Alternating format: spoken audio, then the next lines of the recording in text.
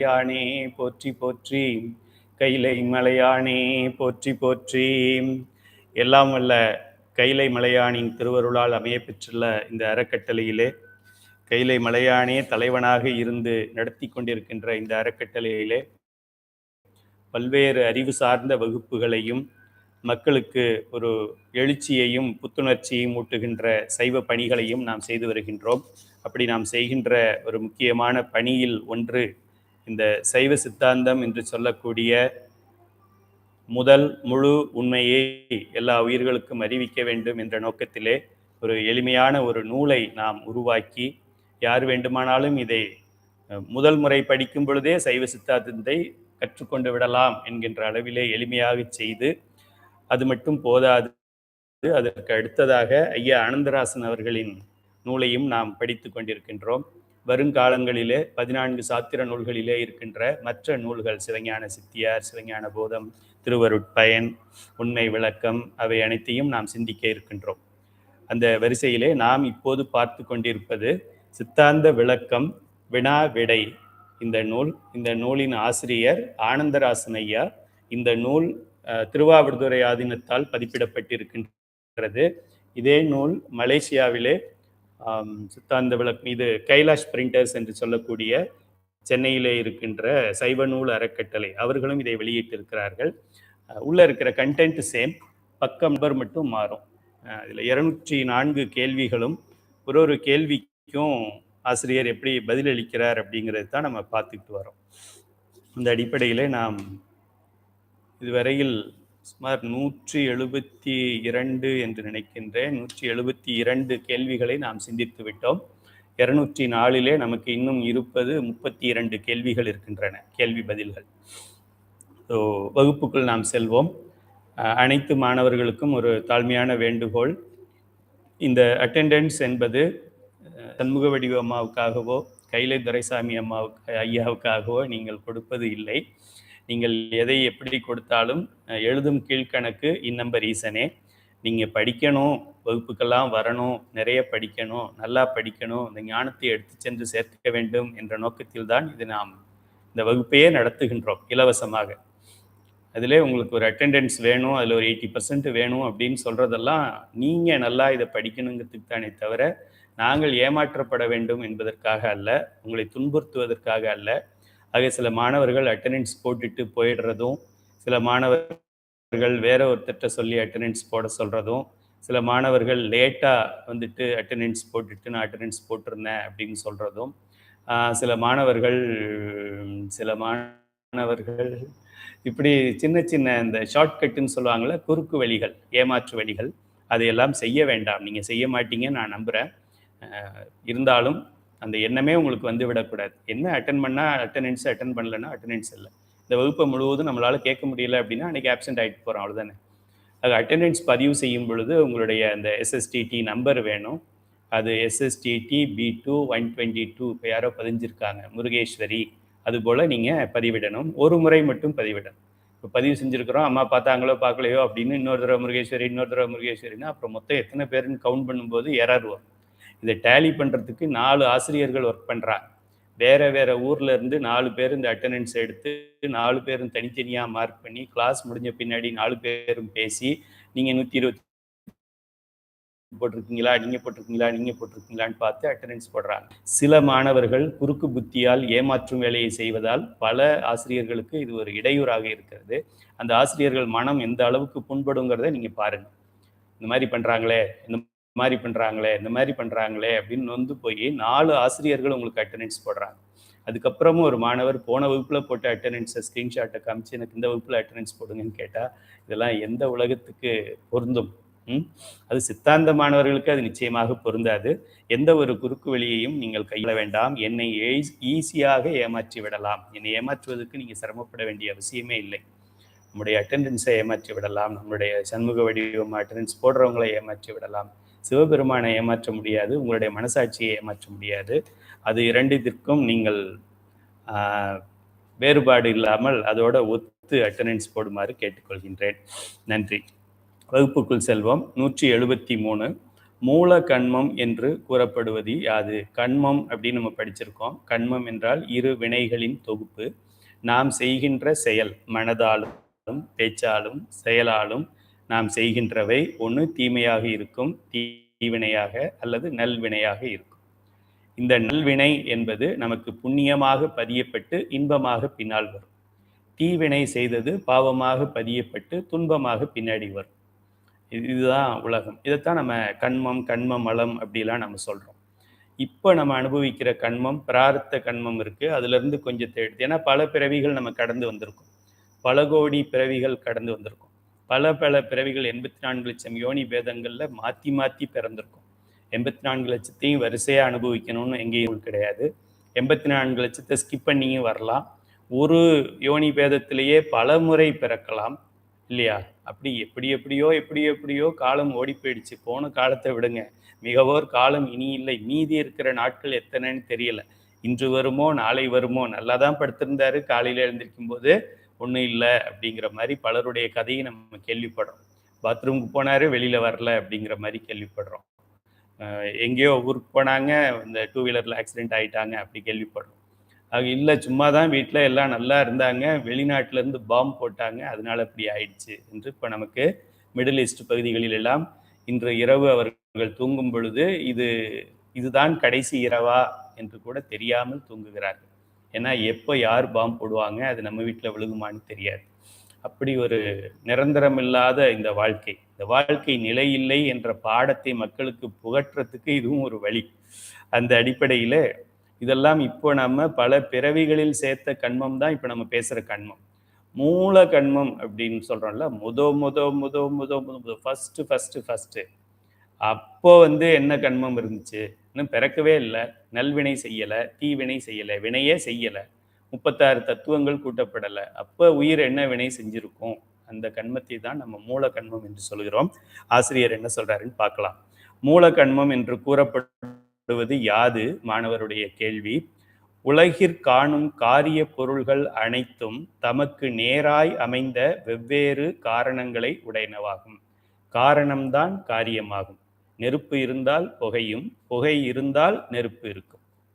அப்பா கிட்ட இருந்து பிள்ளை, பிள்ளை பிறந்தது அப்பா கிட்ட இருந்து. அதுபோல காரண காரியம் எல்லா இடத்திலும் உண்டு. எடுத்துக்காட்டாக மட்குடம், மண்குடம், அதுதான் மட்குடம்னு சொல்றோம், மண்ணு குடம் சொல்றோம். மண்குடம் என்ற காரிய பொருள் களிமண் என்ற நேரான காரணத்தை உடையது. இந்த மண் குடம் செய்கிறவங்க இந்த களிமண்ணை எடுத்து அதிலிருந்து தான் அந்த பானை செய்கிறார்கள். இவ்வாறே ஆடை அணிகலன் முதலிய வெவ்வேறு காரிய பொருள்கள் தமக்கு நேராய் அமைந்த வெவ்வேறு காரணங்களை உடையனவாதல் புலனாகும். இப்போ ஒரு சாரி கட்டியிருக்கிறோம், ஷர்ட் போட்டிருக்கோம், வேஷ்டி கட்டியிருக்கோம்னா அது நம்ம இப்போ இந்த ஃபார்ம் வேற. இதுக்கு முன்னால் இது என்னவா இருந்தது? பிளைன் கிளாத்தாக இருந்தது. பிளைன் கிளாத்துக்கு முன்னாடி என்னவா இருந்தது? அது த்ரெட்டாக இருந்தது. த்ரெட்டுக்கு முன்னால் அது என்னவா இருந்தது? பஞ்சாக இருந்தது. பஞ்சுக்கு முன்னாடி அது எப்படியா இருந்தது? செடியாக இருந்தது. செடிக்கு முன்னாடி என்னவா இருந்தது? விதையாக இருந்தது. விதைக்கு முன்னால என்னவா இருந்தது? பஞ்சு கொட்டையா இருந்தது. அப்படி ஒரு காரண காரியன்னு இந்த உலகத்துல எல்லாமே சுழன்று கொண்டே இருக்கின்றது. அதுபோல இவ்வாறே ஆடை அணிகலன் முதலிய வெவ்வேறு காரிய பொருள்கள் தமக்கு நேராய் அமைந்த வெவ்வேறு காரணங்களை உடையனவாதல் புலனாகும். இப்போ நான் ட்ரெஸ்ஸுக்கு ஒரு உதாரணம் சொல்லிட்டேன். அதுபோல் நான் போட்டிருக்க செயினுக்கு ஒரு உதாரணம்னு சொன்னால் உங்களுக்கு தெரியும் அது எப்படி வந்துச்சு. இது தங்க செயின் போட்டிருக்கேன். தங்க செயின் போடுறதுக்கு முன்னால் தங்க கட்டியாக இருந்தது. தங்க கட்டிக்கு முன்னாடி அது தங்க ராடாக இருந்தது. தங்க ராடுக்கு முன்னாடி தங்க டஸ்ட்டாக இருந்தது. தங்க டஸ்ட்டுக்கு முன்னாடி மண் டஸ்ட்டுக்குள்ளே கோலார் கேஜிஎஃப் என்று சொல்வார்கள், கோலார் கோல்ட் ஃபீல்ட், அங்கே மண்ணுக்குள்ளே சுரங்கத்துக்குள்ளே இருந்து அதை எடுத்துகிட்டு வந்தாங்க. மண்ணோட இது கொஞ்சம் கலந்துருந்தது. 1 டன் மண்ணை அவங்க ப்ராசஸ் பண்ணாங்கன்னா 1 கிராம் தங்கம் கிடைக்கும். அப்படி இருந்தது. மண் எப்படி தோன்றுது? 36 தத்துவங்களில் கடைசி தத்துவமாக தோன்றுச்சு. இப்போ அந்த மண் தோன்றதுக்கு முன்னாடி என்ன தோன்றுச்சு? நீர் தோன்றுச்சு, நிலம் தோன்றுச்சுன்னு நம்ம பார்த்துக்கிட்டே போய்கிட்டே இருக்கும். ஆனால் ஒரு செயின் இருக்கும். செயின், நான் பேரன், அப்பா, தாத்தா, முப்பாட்டன் அப்படின்னு ஒரு செயினோட தான் இது போய்கிட்டு இருக்கும். காரிய பொருள்கள் எண்ணற்றவையாதலின் அவற்றுக்கு நேராய் அமைந்த காரணங்களும் எண்ணிலவாய் உள்ளன என்பது சொல்ல வேண்டாம். இந்த எண்ணிறந்த, இப்போ நம்ம ட்ரெஸ்ஸுக்கு நான் சொன்ன கதை வேற. ட்ரெஸ்ஸுக்கு அங்கே பஞ்சுக்கு போயிட்டோம். செயினுக்கு சொல்லும் பொழுது கோலார் தங்க வயலுக்கு போயிட்டோம். அதுபோல் ஒரு பொருளையும் இந்த சேர் எப்படி வந்தது என்றால் அதுக்கு வேற கதை இருக்கு. இந்த சேர் வந்து ஃபர்னிச்சர் மார்ட்டில் இருந்தது. ஃபர்னிச்சர் மார்ட்டுக்கு முன்னாடி கார்பெண்டர்கிட்ட இருந்தது. கார்பெண்டருக்கு முன்னாடி மரமாக இருந்தது. மரத்துக்கு முன்னாடி அது ஃபாரஸ்ட்டில் மரமாக இருந்தது. அந்த மரத்துக்கு முன்னாடி அது ஒரு விதையாக இருந்தது. அப்படியே அதோட லைன் போய்கிட்டே இருக்கு. அப்படி எதெல்லாம் நம்ம கண்ணில் இப்போ பார்க்குறோமோ அது எல்லாத்துக்கும் ஒரு பேக்ரவுண்ட் ஸ்டோரி ஒன்று இருக்குது அப்படிங்கிறத நாம் தெரிந்து கொள்ள வேண்டும். இந்த எண்ணிறந்தனா எண்ணற்றன்னு அர்த்தம். இந்த எண்ணிறந்த பல்வேறுபட்ட காரணங்களால் அனைத்தையும் தன்னுள் அடக்கியதாய் பொதுப்பட நிற்கும் முடிவான ஒரு காரண நிலை உண்டு. அதுவே மாயை எனப்படுகிறது. இப்போ ட்ரெஸ்ஸை பற்றி பேசும் பொழுது பஞ்சில் போய் நின்றுச்சு, பஞ்சு விதையில். செயினை பற்றி பேசும் பொழுது அது மண்ணில் போய் நின்றுது. வேற என்ன இன்னொன்று பேசணும். ஸோ ஒன்னொன்னையும் நம்ம பேசும் பொழுது ஒன்னொன்னும் அந்த மூலப்பொருளில் போய் நின்னாலும் அந்த மூலப்பொருள்கள் எல்லாத்துக்கும் ஒரு மூலப்பொருள் ஒன்று இருக்கணும் இல்லையா? அது எதுலேருந்து வந்தது, அது எதுலேருந்து வந்ததுன்னு போனோம் அப்படின்னா, மூலப்பொருளுக்கு எல்லா மூலப்பொருள் இங்கேருந்து போகிறது பல பிரிவாக போனாலும் கடைசியாக போய் ஒன்றில் தான் போய் இது எல்லாம் சேரும். அந்த சேர்ற புள்ளிக்கு பேர் மாயை என்று பெயர். அதுவே மாயை எனப்படுகிறது. நம்மளுடைய அந்த உடல் 5 உடல் அமைப்பில் முதல்ல மாயையை கூட்டினார். அதுக்கப்புறம் இது எடுத்தார், இது எடுத்தார், இது எடுத்தார், இது எடுத்தார்னு பிரான்ச் எடுக்கும், வேர்கள். முதல் பொருள் வந்து மாயை. காரிய பொருள்களுக்கு மேற்கூறியவாறு முடிவான காரண நிலை இருத்தல் போல காரிய வினைகளுக்கும் முடிவான ஒரு காரண நிலை உண்டு. இப்போ பொருளை வச்சு உதாரணம் கொடுத்தோம். அதுபோல் இன்று நான் துன்பப்படுகிறேன் அப்படின்னு நான் வச்சாக்க இதுக்கு என்ன காரணம், என்ன காரணம், என்ன காரணம், என்ன காரணம் அப்படி போய்கிட்டே இருக்கலாம். இந்த பிறவியை நான் எடுத்திருக்கிறேன், ஏன் எடுத்திருக்கிறேன், பிறவி அந்த ஏன் எடுத்தேன்னா அதுக்கு ஒரு காரணம் போய்கிட்டே இருக்கும். வனைந்தான் உழுதான் நெய்தான் என்றார் போல எண்ணற்ற காரிய வினைகள் நிகழ்கின்றன. இக்காரிய வினைகளின் நிகழ்ச்சிக்கு நேரே காரணமாய் முதல் நிலையாய் நிற்பவை தொழில்கள். இந்த தொழில் தான் முன்னாடி நிற்குது. இவர் உழவர் அப்படின்னு சொன்னா என்ன நிற்குது? உழுகிறதுனால உழவர். உழுதது எப்படி உழுதார்? உழவு என்ற ஒரு தொழில் இருந்ததுனால அவர் உழுதார். ஆக அப்படியே நம்ம போகும் பொழுது இந்த உழவர் அப்படிங்கிறதுக்கு உழுதல் என்கின்ற ஒரு தொழிலும், அப்படி ஒன்னொன்னுக்கும் அந்த தொழில் முன்னாடி நிற்குது. அதை செய்கிறவருக்கு பேர் நம்ம பின்னால சொல்றோம். உழுதான் என்ற காரிய வினைக்கு உழுதல் என்பது தொழில் முதல் நிலை. இவ்வாறே காரிய வினைகளுக்கு தொழில்களே காரணமாகிய முதல் நிலையாகும். உழவன் நிலத்தை உழும் பொழுது உழுதல் என்ற தொழிலை அவன் அன்று புதிதாக உண்டாக்கவில்லை. உழுதல் என்ற தொழில் முதல் நிலை முன்பே உள்ளது. அந்த தொழில் முதல்நிலை முன்பே இல்லை என்றால் அவன் அந்த தொழிலை இப்போதும் செய்தல் இயலாது.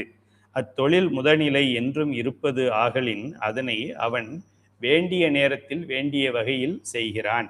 உழுதல் அப்படிங்கிற ஒரு தொழில், ஒரு முறை இருக்குது. அதை ஒருத்தரும் வேற வேற காலத்தில், ஒருத்தர் ஆடி மாதத்தில் பண்ணுறாரு, ஒருத்தர் வேற ஒரு மாதத்தில் பண்ணுறாரு, ஒருத்தர் கலப்பையை வைத்து பண்ணுறாரு, ஒருத்தர் மெஷினை வச்சு பண்ணுறாரு. அதெல்லாம் பின்னாடி எப்படி நடந்தாலும் ஆரம்பத்திலே உழவு என்கின்ற ஒரு தொழில் இருக்கிறது தான் இதுக்கு காரணமாக இருக்கிறது. இது போலவே எல்லா தொழில்களும் நிகழ்த்த பெறுகின்றன. இதனால் எல்லா தொழில் முதல் நிலைகளும் என்றும் உள்ளவை என்பது விளங்கும். பல்வேறு வகைப்பட்ட எண்ணற்ற இத்தொழில் முதல்நிலைகளை எல்லாம் தன்னுள் அடக்கியதாய் பொதுப்பட நிற்கும் முடிவான முதல் நிலை என்ன என்றால் அந்த முதல் காரணம் என்று ஒன்று உண்டு. அது இன்ன செயல் என்று சிறப்பாக சொல்ல ஒண்ணாதபடி பொதுமையாய் நிற்கும். அதுவே மூல கண்மம் எனப்படுவது. எப்படி எல்லா பொருள்களுக்கும் மாயை மூலம் அப்படின்னு சொல்றோமோ, அந்த முதல்ல மாயை சேர்த்தார், சிலிர்ப்பு உண்டாகியது, அப்புறமா காலம் சேர்த்தார், நியதி சேர்த்தார்னு அப்படி சொல்லிக்கிட்டே வர்றோமோ, அதுபோல இந்த கண்மம் நான் உயிர்களால் படக்கூடிய துன்பம், அப்புறம் இயற்கையால் படக்கூடிய துன்பம், பேய் பிசாசு யமன் அது மாதிரி படக்கூடிய துன்பம், இப்படியே இந்த துன்பத்துக்கெல்லாம் காரணம் அப்படின்னு பார்த்தா அதுக்கு பெயர் மூல கண்மம் அப்படின்னு சொல்லுவோம். எல்லா தொழில்களையும் தன்னுள் அடக்கியதாய் பொதுப்பட நிற்கும் முதல் நிலையாகிய அது காலம், இடம், கருவி முதலியவற்றோடு கூடி சிறப்பு வகையில் நிகழும் போது உழுதான் வனைந்தான் நெய்தான் என்றார் போல இது இன்ன செயல் என்று சிறப்பாக குறிப்பிட்டு சொல்லும்படியாக நிகழும். இதனால் காலம், இடம், கருவி முதலியவற்றோடு கூடி செய்யப்படுவன எல்லாம் காரிய வினைகள் என்பதும், காரிய வினைகள் அனைத்திற்கும் மூலமாய் நன்மை தீமை முதலிய பாகுபாடுகள் இன்றி ஒன்றேயாய் நிற்பதாகிய மூல கண்மம் அல்லது காரண வினை என்பது ஒன்று உண்டு என்பதும் நன்கு விளங்கும். உலகிற்காணும் காரிய பொருள்களுக்கு மூலமாகிய மாயை நுண்ணியதாய் எங்கும் பரந்திருப்பது.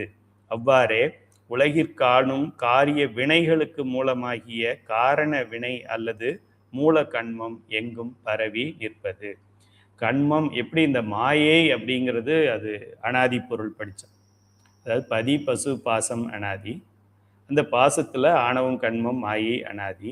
அந்த மாயை அனாதிங்கிற ஒரு ஒரு அந்த காரண மாயையிலிருந்து அப்படியே ஊதி காரிய மாயையை கொண்டு வந்த உலகத்தையே அதுலேருந்து தான் படைக்கிறாருன்னு பார்த்தோம். 36 தத்துவங்கள், தனு கரண புவன போகம், இதெல்லாம் எங்கேருந்து வந்தது? அந்த ஒரு சின்ன மாயை புள்ளியிலேருந்து தான் வந்தது. அதுபோல் இப்போ நம்ம பேசக்கூடிய இந்த நல்வினை தீவினை அப்படிங்கிறதெல்லாம் அந்த அனாதியில இருந்து இருக்குது இல்லையா, மலம் கண்மம், அந்த மூல கண்மத்திலிருந்து தான் இந்த இப்போ செயல்படுகிற கண்மம் எல்லாம் வருது. அதனால டைரக்டா கண்மத்தை நமக்கு விளக்க முடியாதுங்கிறதுனால ஆசிரியர் மாயை பொருளை காண்பித்து மாயையோட எல்லா மாயைக்கும் காரணம் மூல மாயைன்னு ஒன்று இருக்கிறது போல எல்லா கண்மத்துக்கும் காரணம் மூல கண்மம்னு ஒன்று இருக்குங்கிறத தெரிஞ்சுக்க அப்படின்னு இதை முதல்ல விளக்கி மாயை விளக்கி மாயை, ஏன்னா மாயை பற்றி நம்ம படிச்சிருக்கோம், 36 தத்துவங்களில் படிச்சிருக்கோம். கண்மத்தில் மூலகண்மம் பற்றி நம்ம படிக்கல. அதனால தெரிஞ்ச ஒரு விடயத்தை கூறி தெரியாத ஒரு விடயத்தை உதாரணமாக ஆசிரியர் காண்பிக்கிறார். எப்படி மாயை விரிந்து கிடந்தாலும் மாயேயமாக இருந்தாலும் உலகம் ஒடுங்கும் பொழுது அதெல்லாம் ஒடுங்கி ஒடுங்கி ஒடுங்கி ஒடுங்கி ஒடுங்கி அந்த மூல மாயையில போய் சேர்ந்தோ, அதுபோல இந்த கண்மங்களுக்கும் மூல கண்மம் என்று ஒன்று இருக்க வேண்டும். இதே லாஜிக்கில் அதையும் பாருப்பா அப்படின்னு சொல்றாரு. அதை நம்ம ஏற்றுக்கொள்ளக்கூடியதாக தான் இருக்கு, கற்பனை கிடையாது. ஏன்னா பதி பசு பாசம்ங்கிறது அனாதின்னு படிச்சிருக்கோம், முப்பொருள் உண்மை. பாசத்துக்குள்ளதான் இந்த கண்மம் இருக்கு. அப்ப கண்மம் என்ற ஒரு பொருள் அனாதியிலேயே இருக்கிறது, இது சூக்குமமா இருக்கிறது. அது இந்த வினையாவோ துன்பமாவோ இன்பமாவோ இனிமே தான் வெளிப்பட போகிறது. ஆனால் இப்ப படுற இன்ப துன்பம் இதுக்கெல்லாம் இதெல்லாம் எங்க போய் ஒடுங்கும்? அந்த மூல கண்மம் அனாதியில இருக்கிற அந்த சூக்குமமாக இருக்கிற அந்த கண்மத்துக்குள்ள போய் ஒடுங்கும். அந்த கண்மத்திற்கு பெயர் தான் மூல கண்மம் அப்படின்னு ஆசிரியர் அருமையாக எளிமையாக இதை விளக்குகிறார். மாயை மூல கண்மத்தை தானே தன்னிடத்தில் அமைத்து கொள்ளவில்லை, அது இயற்கையாய் அதனிடத்து அமைந்துள்ளதாகும். எனவே மாயையும் அனாதி, அதனிடத்தில் உள்ள மூல கண்மமும் அனாதி. ஆணவம் கண்மம் மாயை ஆகிய மூன்றும் அனாதி என்னும் போது கண்மம் என்று குறிக்கப்படுவது மூல கண்மமே ஆகும். நான் சொன்னதுதான் 3வது அழகுலேயே சைவ சித்தாந்த சுடலை நம்ம படிச்சிருக்கோம். பதி பசு பாசம் இது மூன்றும் அனாதி. பாசம் என்று சொல்லக்கூடியதுல ஆணவம் கண்மம் மாயை என்று 3 பொருள்கள் இருக்கின்றன, மூன்றுமே அனாதி.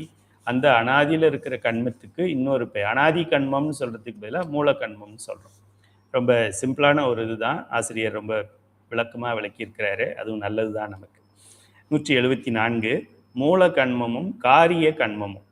மூல கண்மத்திற்கும் காரிய கண்மத்திற்கும் என்ன வேறுபாடு? இப்போ நீங்கள் சொல்றீங்க கண்மம் கண்மம் பிறவியை கொடுக்கறது, கண்மம் இருந்தால் ஜென்மம் உண்டுன்னு கண்மம் சொல்றீங்களே, இந்த கண்மத்திற்கும் அந்த மூல கண்மம் சொல்றீங்களே அதுக்கும் என்ன வேறுபாடு என்று கேட்கிறார் மாணவர். நன்மை தீமை முதலிய யாதொரு பாகுபாடும் தன்னிடத்து இல்லாமலும் செயலாக நிகழ்தல் இல்லாமலும் இருந்தவாறு இருத்தலாகிய நிலையே கண்மத்தின் காரண நிலையாகும். இந்நிலையிலே அது மூல கண்மம் எனப்படும். இப்போ நம்ம செய்கின்ற ஒவ்வொரு வினை மனம் மெய் மொழியால் நாம் செய்கின்றது ஒன்று நல்வினை அல்லது தீவினை, அப்படிதானே செஞ்சுக்கிட்டே இருக்கோம். அதுதானே ஆகாமியம் ஆகுது. அந்த ஆகாமியம் எல்லாம் சேர்ந்தது தானே சஞ்சிதம் என்பது. சஞ்சிதத்தில் இப்போ என்ன இருக்கு? நல்வினை இருக்கா? நல்லா யோசிச்சு பாருங்க. சஞ்சிதத்தில் நல்வினை மட்டும் இருக்கா அல்லது தீவினை மட்டும் இருக்கா? அல்லது முக்கியமாக இன்னொன்று சொல்கிறேன், ரெண்டுமே இல்லையா?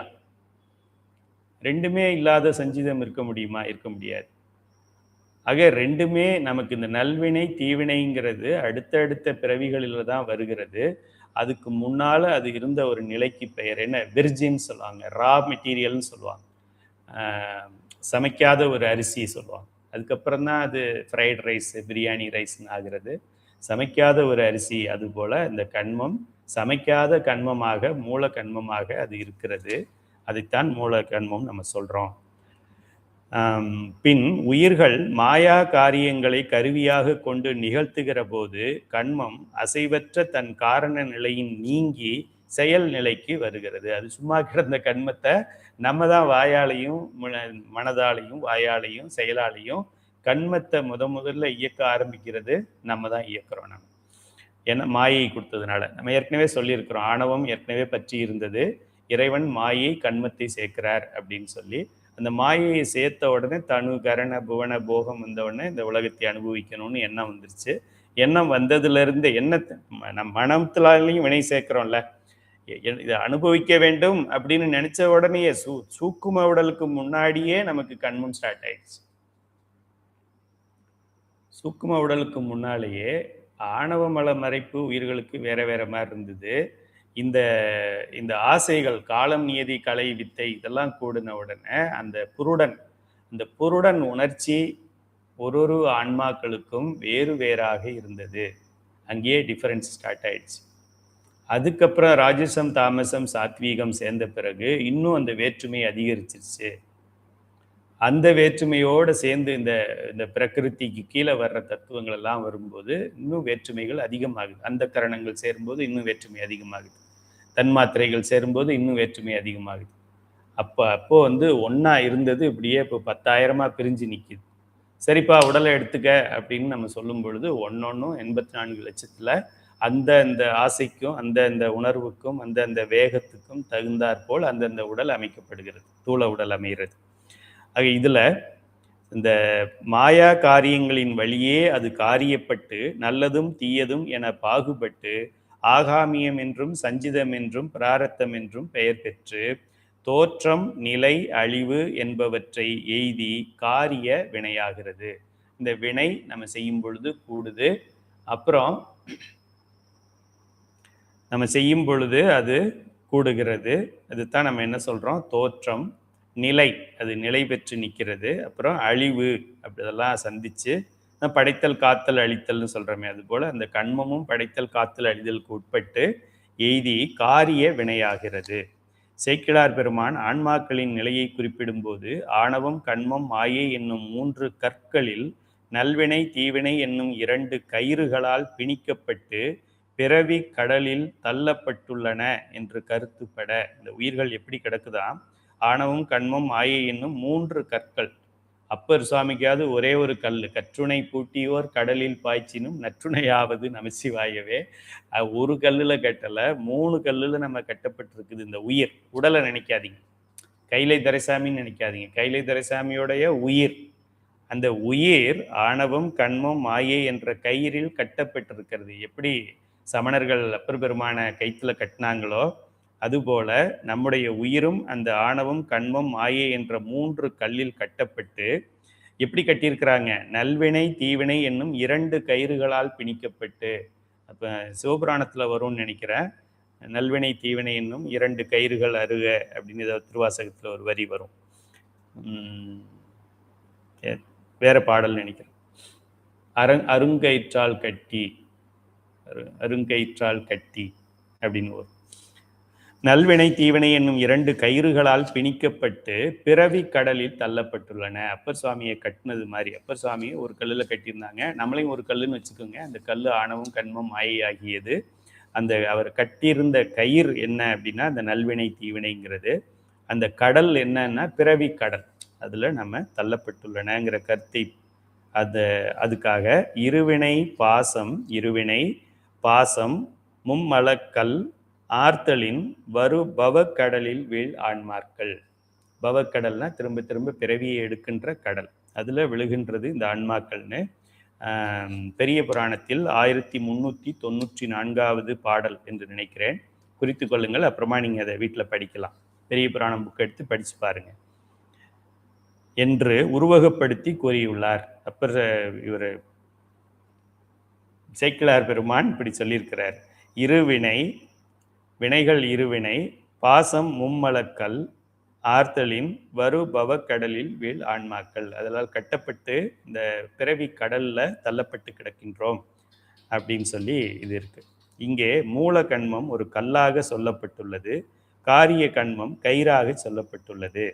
மூலக்கண்மம் அசைவற்ற செயலற்ற பொருள் நிலையாதலின் அதற்கு ஏற்ப அதனை தன்கண் செயற்பாடு இல்லாத கல்லாக கூறினார். ஏன் இந்த மூலக்கண்மத்தை ஆணவம் கண்மம் மாயை ஏன் கல்லுன்னு சொன்னாரு அப்படிங்கிறதுக்கு விளக்கம் கொடுக்கிறார் ஆசிரியர். ஏன் கல்லுக்கு உவமையா சொன்னார்? அந்த ஆணவம் கண்மம் மாயை கயிறு அப்படின்னு சொல்லி இந்த மாதிரி உதாரணத்தை மாற்றி சொல்லியிருந்திருக்கலாமே. ஏன் இந்த உதாரணத்தை அவர் இப்படி சொல்லியிருக்கிறார் என்றால், மூல கண்மம் என்பது அசைவற்ற செயலற்ற பொருள் நிலையாதலின் அதற்கு ஏற்ப அதனை தன்கண் செயற்பாடு இல்லாத கல்லாக கூறினார். அது அசையாத செயல்பாடு இல்லாத பொருள்ங்கிறதுனால இந்த உதாரணத்துல கல்லையும் மூலக்கண்மத்தையும் உதாரணமாக பண்ணியிருக்கிறார். காரிய கண்மம் செயற்படும் நிலையாதலின் அதனை பிணித்தலாகிய செயலை நிகழ்த்துகின்ற கயிறாக கூறினார். காரிய கண்மம், காரண கண்மம், மூல கண்மம் தான் எழுதிக்கங்க. காரண கண்மம் காரண கண்மம் சொல்றதை விட மூல காரண கண்மம். மூல காரணம் அப்படின்னு சொன்னாலும் மூலம்னு சொன்னாலும் ஒண்ணுதான். காரிய கண்மம் செயல்படுகின்ற நிலை. இப்ப நான் செய்யற கண்மம், அடுத்து நான் அனுபவிக்க போற வினைகள், இதெல்லாம் தான் காரியம். இதுக்கு முன்னாலன்னு போய் பார்த்துட்டு முன்னால என்ன இருக்கு, அந்த அனாதியில சொன்னாரே, முப்பொருள் உண்மையில சொன்னாங்களே, அப்போ ஒரு என்ன சொன்னாங்க, ஆணவம் கண்மம் மாயை சொன்னாங்களே, அந்த கண்மம் இருக்குல்ல, அந்த கண்மம் இன்னும் யாரையும் பிடிக்கல. அந்த கண்மம் என்னைய பாதிக்கல, உங்களை பாதிக்கல, எந்த ஒரு உயிரையும் அது இன்னும் பாதிக்கல. அது பாட்டுக்கு சிவனேன்னு கிடந்தது. அந்த சிவனேன்னு கிடந்த கல்லு மாதிரி கிடந்த செயல்பாடு இல்லாமல் இயக்கம் இல்லாமல் இருந்த நிலை, அப்படி இருந்ததுனால அதை கல்லுன்னு உதாரணமாயும், இப்ப பிறவி எடுக்க ஆரம்பிச்ச பிறகு நன்மை தீமை பாவம் அப்படின்ற மாதிரி வர்றதுனால இது செயல் கருவியாக கயிறு மாதிரியும் காட்டியிருக்கிறார் அப்படிங்கிறத எடுத்து சொல்றார். எனவே மூல கண்மம் இயல்பிலே உயிர்களுக்கு பந்தம் ஆகாது. உயிர்களுக்கு மூல கண்மம் இயல்பிலேயே அனாதியிலேயே உயிரை பற்றி இருந்தது அப்படின்னு நம்ம சொல்ல முடியாது. மாயா காரியங்களின் வழியே காரியப்படும் போதுதான் உயிர்களுக்கு அது பந்தமாகும் என்பதை அறிய வேண்டும். அதனாலதான் இந்த சைவ சித்தாந்த சுடர்ல நம்ம முதல்ல ஆணவ மலத்தை விளக்கிவிட்டு அதுக்கப்புறம் மாயா மலத்தை விளக்கு. சில நூல்களில் கண்மத்தை விளக்குவாங்க. மாயை செயல்படவில்லை என்றால் கண்மத்துக்கு வேலையே கிடையாது. அதனால இந்த நூலை நாம் எழுதும் பொழுது மாயையை முதல்ல கொண்டு மாயையை ஃபுல்லா முடிச்சுட்டு கடைசி ஒரு அளவுக்கு முன்னாடி தான் இந்த கண்மத்தை நம்ம அறிமுகப்படுத்துறோம். ஸோ உயிர்களுக்கு அது நல்லா அண்டர்லைன் பண்ணிக்கங்க. கடைசி பேராகிராஃப், மூல கண்மம் இயல்பிலேன்னா அனாதியிலே உயிர்களுக்கு பந்தம் ஆகாது. அதுக்கும் உறவு இல்லாமல் இருந்தது. மாயா காரியங்களின் வழியே காரியப்படும் போது ஆணவ மலத்தை நீக்குவதற்கு மாயையின் மூலம் 36 தத்துவங்களுடன் தனு கரண புவன போகங்களை கொடுத்து இந்த உயிர் இயங்க ஆரம்பித்த பிறகுதான் உயிர்களுக்கு இந்த கண்மம் ரிலேஷன் ஆகுது. நம்ம சம்பந்தி இப்போ இருக்காங்களே, சம்பந்தி, உங்களுக்கெல்லாம் சம்பந்தி இருப்பாங்கன்னு நினைக்கிறேன். உங்கள் சம்பந்தி கல்யாணம் ஆனதுக்கு அப்புறம் தான், உங்கள் பையனுக்கு நீங்கள் பொண்ணு எடுத்த பிறகோ அல்லது உங்கள் பொண்ணுக்கு பையனை எடுத்த பிறகோ தான் அவங்க சம்பந்தி. அதுக்கு முன்னால் அவங்க சம்பந்தி கிடையாது. ஒன்றும் தெரியாதவங்களா இருப்பாங்க, இல்லைன்னா சொந்தக்காரவங்களா இருப்பாங்க, இல்லைன்னா சொந்த அக்காவாக இருக்கும், சொந்த தம்பியாக இருக்கும். அதுதான் உறவு. அக்கா தம்பி உறவு தான். ஆனால் அக்காவோட பையனுக்கும் தம்பியோட பொண்ணு அப்படி கொடுத்த பிறகு அவங்க சம்பந்தி ஆகிடுறாங்க. முதல்ல தனித்தனியாக தான் இருந்தது, சம்பந்தி ஆகிறதுக்கான தகுதியாக இருந்தது. ஆனால் அந்த திருமணம்னு நடந்த பிறகு இந்த உறவுக்கு ஒரு புது பெயர் வருகிறது, சம்பந்தி என்ற பெயர் வருகிறது. அதுபோல் இந்த கண்மம் தனியாக அது இருந்தாலும் இந்த மாயை உயிருடன் கூடி அது செயல்பட ஆரம்பித்த உடனேயே கண்மமும் போய் அதோட சேர்ந்து கொள்கிறது. இப்பத்தான் கண்மம் சேருது, அதுக்கு முன்னால் அது சேரலை அப்படிங்கிறத தெரிந்து கொள்ள வேண்டும். ஆசிரியர் பாருங்க, இப்போ இவ்வளவு நேரம் நம்ம கண்மத்தை தான் படித்தோம். இனிமே தான் மாயை அறிமுகப்படுத்துகிறார் ஆசிரியர் இந்த நூலில். நம்ம நூலில் இது கொஞ்சம் அட்வான்ஸுங்கிறதுனால மெதுவாக அறிமுகப்படுத்துகிறாரு. நம்ம நூல் என்ன முதல் நிலை மாணவர்கள்ங்கிறதுனால மாயையை சொல்லிட்டு நம்ம கண்மத்தை சொல்லியிருக்கோம். சரி, இங்கே இந்த தலைகள் அப்படிங்கிறதுல ஆல்மோஸ்ட் கடைசிக்கு வந்துட்டோன்னு நினைக்கிறேன். முதல்ல பதியை பற்றி பார்த்தோம், அப்புறம் பசுவை பற்றி பார்த்தோம், உயிர்களை பற்றி, அதுக்கப்புறம் ஆணவம் பார்த்தோம், கண்மம் பார்த்தோம். இப்போ மாயை பார்க்க போகிறோம். மாயையின் இயல்பு அதை பற்றி சொல்கிறார். ஆணவம் கண்மம் என்பவற்றின் பின் சொல்லுதற்கு உரியதாய் உள்ள மலம் மாயையாகும். அம்மாயை எப்படிப்பட்டது? 3 மலம் சொன்னோம். அதில் ஆணவத்தை படிச்சிட்டோம், கண்மம் படிச்சிட்டோம். மாயையை பற்றி சொல்லுங்க அப்படின்னு மாணவர் கேட்குறாரு. குடமாகிய காரியத்திற்கு களிமண் முதற் காரணமாதல் போல. எல்லாரும் சைவ சித்தாந்த சுடர் நூலை ஓப்பன் பண்ணி வச்சுக்கோங்க. மாயையை பற்றி நம்ம படிக்க போகிறோம் இல்லையா? மாயை எத்தனாவது அழகுல இருக்கு? மாயா மலம் 37வது பக்கத்தில் இருக்கிறது. எல்லாரும் சைவ சித்தாந்த சுடர்ல 37வது பக்கத்தை எடுத்துக்கோங்க. அப்பப்போ நமக்கு ஞாபகப்படுத்தி கொள்ளலாம், கோரிலேட் பண்ணி கொள்ளலாம். ஐயா என்ன சொல்லியிருக்காங்க, நம்ம நூலில் என்ன சொல்லப்பட்டிருக்குது, நம்ம நூலில் சில நேரம் புரியாமல் இருந்திருக்கும் சில விஷயங்கள், அது இங்கே புரியறதுக்கு வாய்ப்பு இருக்குது. அதனால இதையும் அதையும் சேர்த்து கொள்ளுங்கள். கேள்வி 175லிருந்து நமக்கு அழகு 7 அப்படிங்கிறத நீங்கள் சேர்த்துக்கங்க. நாளைக்கு பொன்னமலம்மாவுடைய வகுப்பில் அவங்க கேட்பாங்க, இந்த கேள்வி சுடரில் எங்கே இருக்குன்னு சொல்லுங்கன்னு பார்க்க. இப்போ நீங்கள் ஈஸியாக சொல்லிடலாம். குடமாகிய காரியத்திற்கு களிமண் முதற் காரணம். அதுபோல் நம்மளும் இங்கே ஃபர்ஸ்ட் பாயிண்ட்டே நம்ம அதான் போட்டிருக்கோம். இது ஐயா நிறைய எழுதியிருக்கிறாங்க, நம்ம ஒரே ஒரு லைன் போட்டிருக்கோம். குடத்திற்கு களிமண் போல உலகத்திற்கு மாயை. எல்லாம் உலகத்தையே ஒரு லைனில் எழுதிவிட்டோம், திருக்குறள் மாதிரி எழுதியிருக்குது. குடமாகிய காரியத்திற்கு, குடத்தை பார்த்தோம் அப்படின்னா அது காரிய பொருள் தானே, பயன்படுத்துகின்ற ஒரு பொருளாக அது இருக்கிறது. அது எப்படி எங்கேருந்து வந்தது, இதுக்கு என்ன காரணம், இதுக்கு மூலப்பொருள் எது அப்படின்னா களிமண்.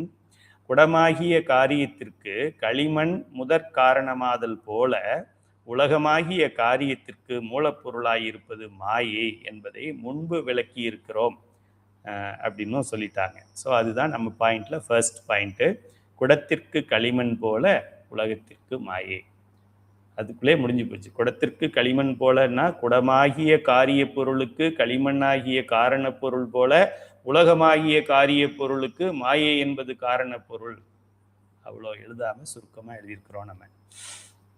அது உலகத்திற்கு வித்து போன்றதாய். அடுத்தது 2வது பாயிண்ட், உலகத்திற்கு வித்தாய், அழிவில்லாததாய், சடமாய், எங்கும் நிறைந்ததாய், அருவாய், ஆற்றல் வடிவினதாய் இருப்பது மாயையுடைய டெஃபினேஷன். இப்போ ஆணவ மலத்துக்கு நம்ம படிக்கும்போது எப்படி படித்தோம், அது இருள், அது ஆணவம், அது கர்வம், அது அப்படியெல்லாம் நிறைய படித்தோம்.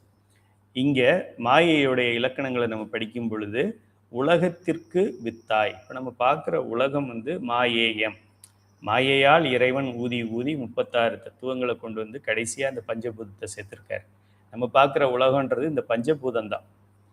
36 தத்துவங்களில் 5 தத்துவத்தை பார்த்துக்கிட்டு தான் நம்ம உலகம் உலகம் உலகம் உலகம் உலகம்னு வாழ்நாள் ஃபுல்லாக அதுக்கே கோடி கோடியாக ரிசர்ச் பண்ணிக்கிட்டு இருக்கிறோம்.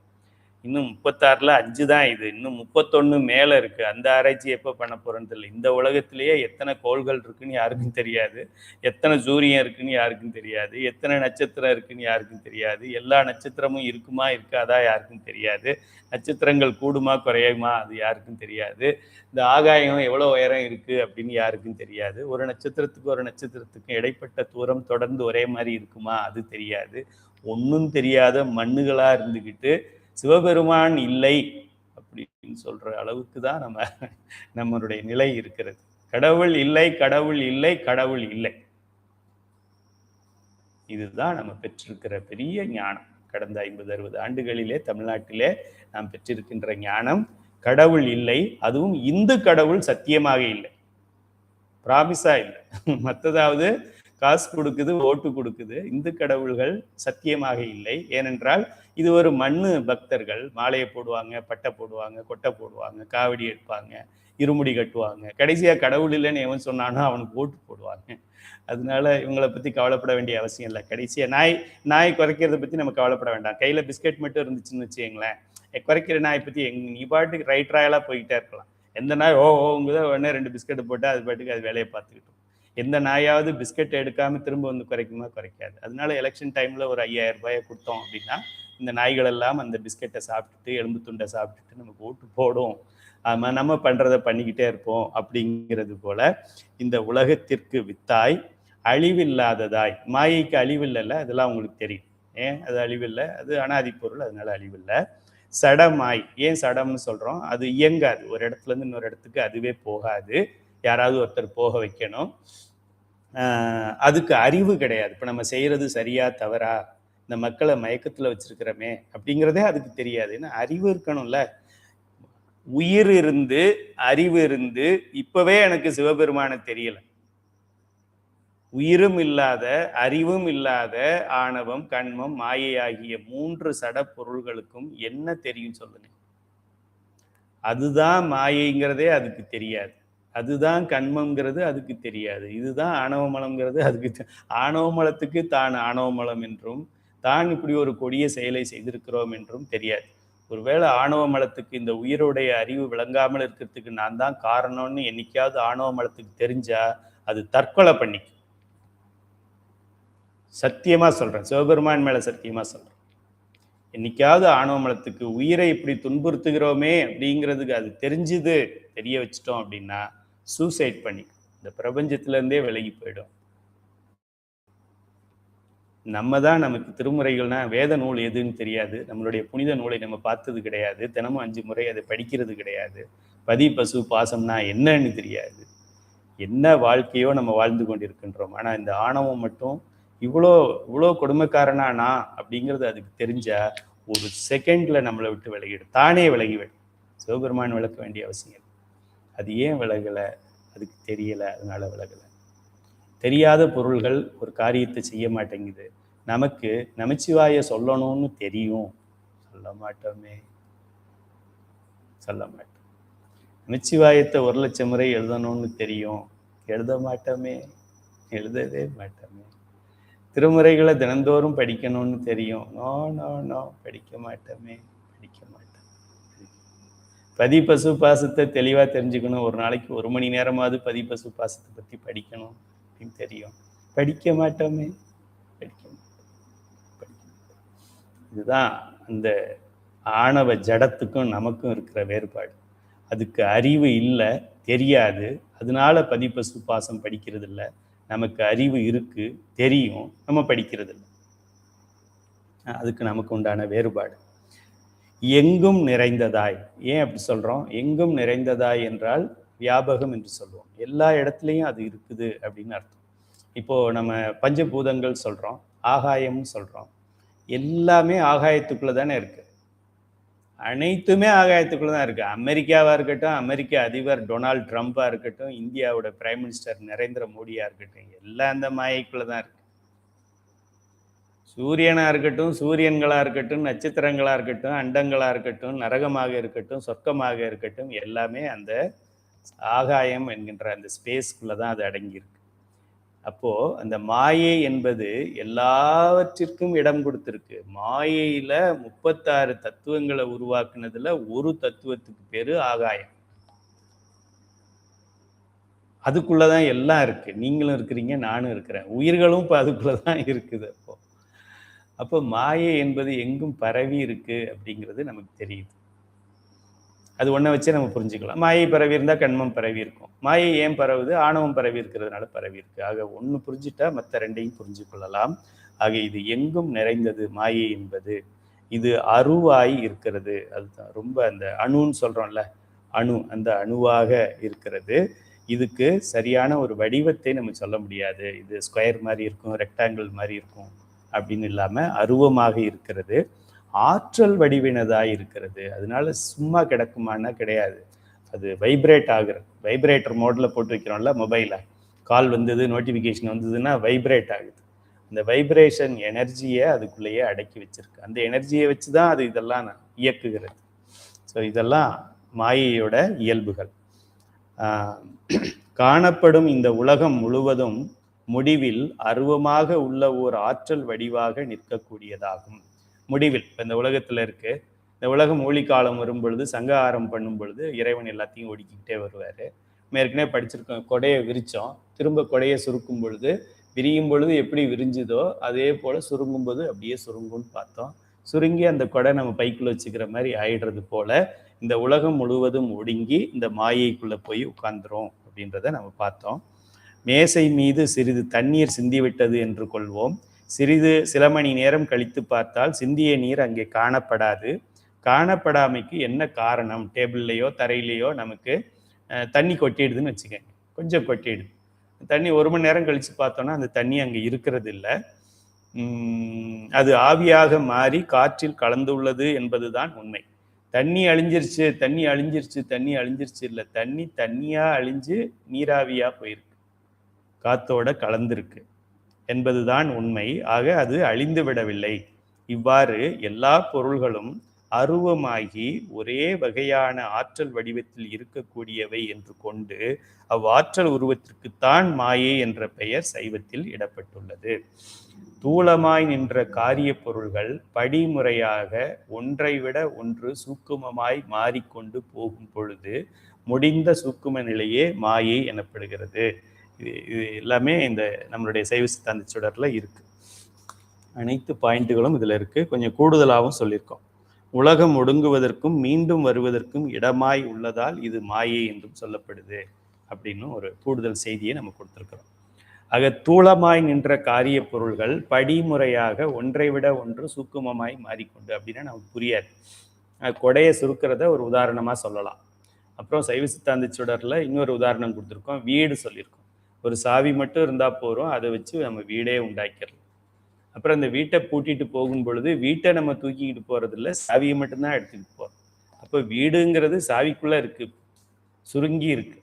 ஸோ விரிந்தால் வீடு, சுருங்கினால் சாவி, விரிந்தால் மாயேயம் உலகம், சுருங்கினால் சாவி மாயை. காரண பொருளாகும் பொழுது அது மாயை என்ற ஒரு பெயர்ல வந்துருது. தத்துவங்களை ஒடுக்கும் பொழுது உங்களுக்கு தெரியும், நமக்கு 36 தத்துவங்கள் படித்தோம் நேற்று கூட இந்த வகுப்புல. அதுல உலகம் ஒடுங்கும் பொழுது ஒன்னொன்னும் அது முந்தின தத்துவத்துக்குள்ள போய் ஒடுங்கிக்கிட்டே வரும். கடைசியா விரிஞ்ச தத்துவம் எல்லாம் அந்த பஞ்சபூதங்கள் எல்லாம் தன்மாத்திரைகளுக்குள்ள போய் உட்கார்ந்துரும். கண்மேந்திரியங்கள்லாம் ஞானேந்திரியங்கள்ல உட்காந்துரும், ஞானேந்திரியங்கள்லாம் தன்மாத்திரையில உட்காந்துரும். இது எல்லாம் சேர்ந்து அந்த கரணத்துல உட்காரும், அந்த கரணங்கள்லாம் வித்யா தத்துவத்துல உட்காரும்.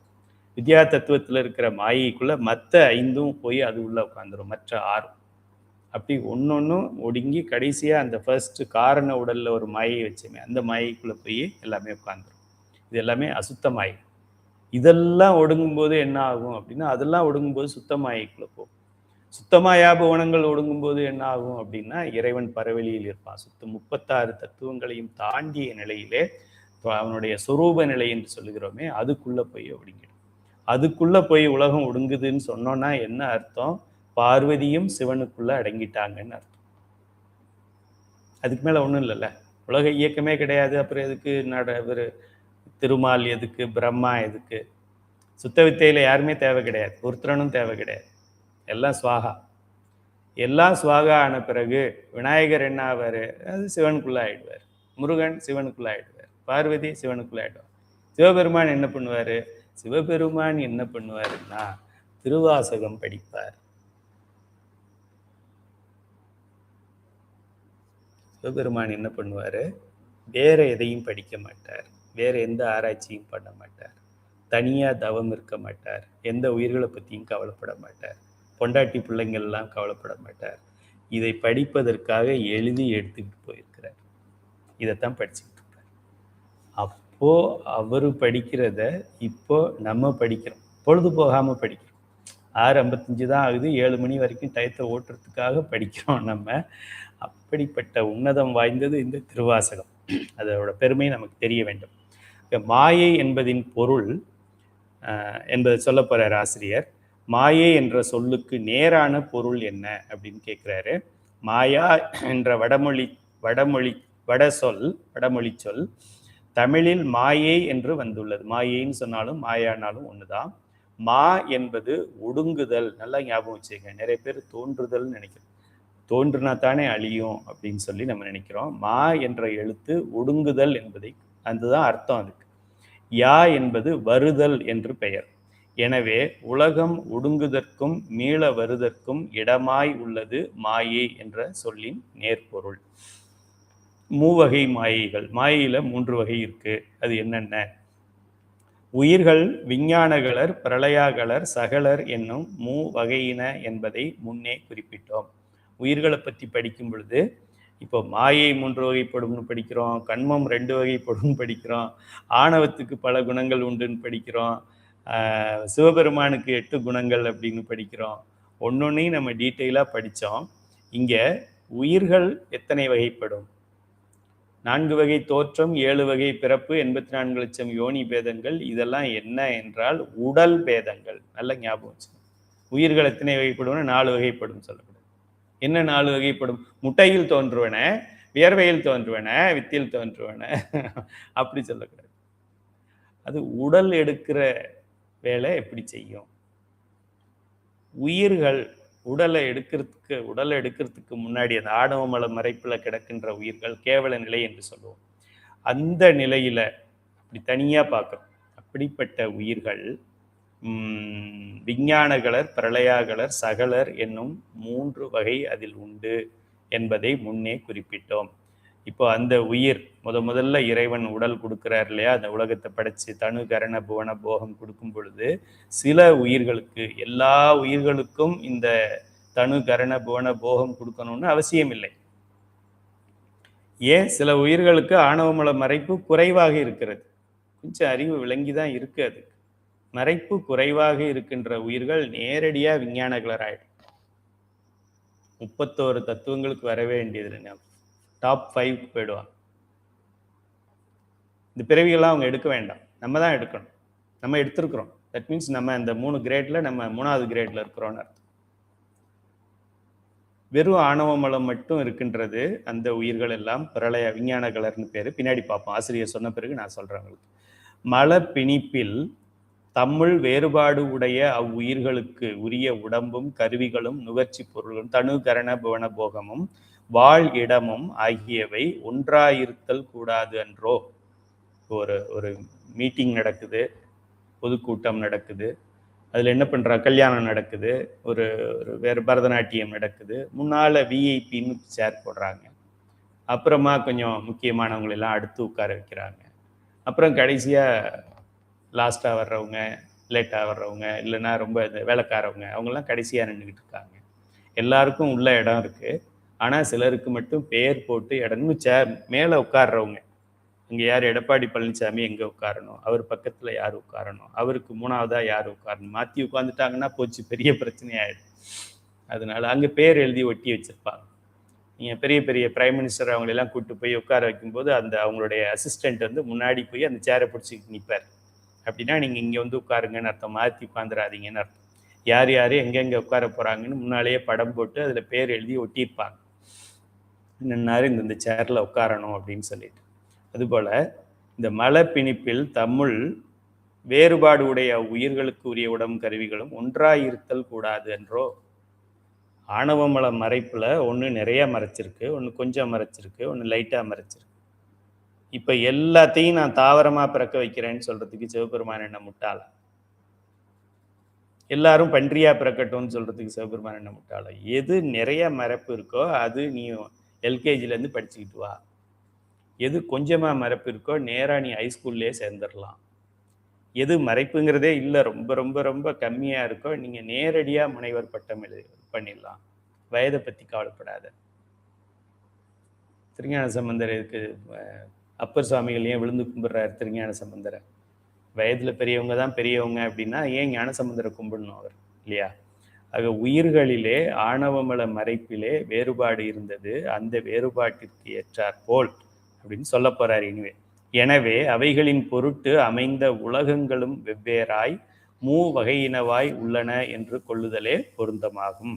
அதனால் அம்மூவகை உலகங்களையும் தோற்றுவித்தற்கு 3 வகையான மாயைகள் உள்ளன என்பதும் பெறப்படும். அம்மூவகை மாயைகளும் முறையே சுத்த மாயை, அசுத்த மாயை, பிரகிருதி மாயை எனப்படும். இந்த ஆணவமல பிடிப்பு நிறைய இருக்கிறவங்களுக்கு இந்த பிரகிருதி மாயை உருவாக்குறார். இப்போ நம்ம இருக்கிற இந்த உலகம், இந்த பூமின்னு சொல்கிறோமே, இது பிரகிருதி மாயை.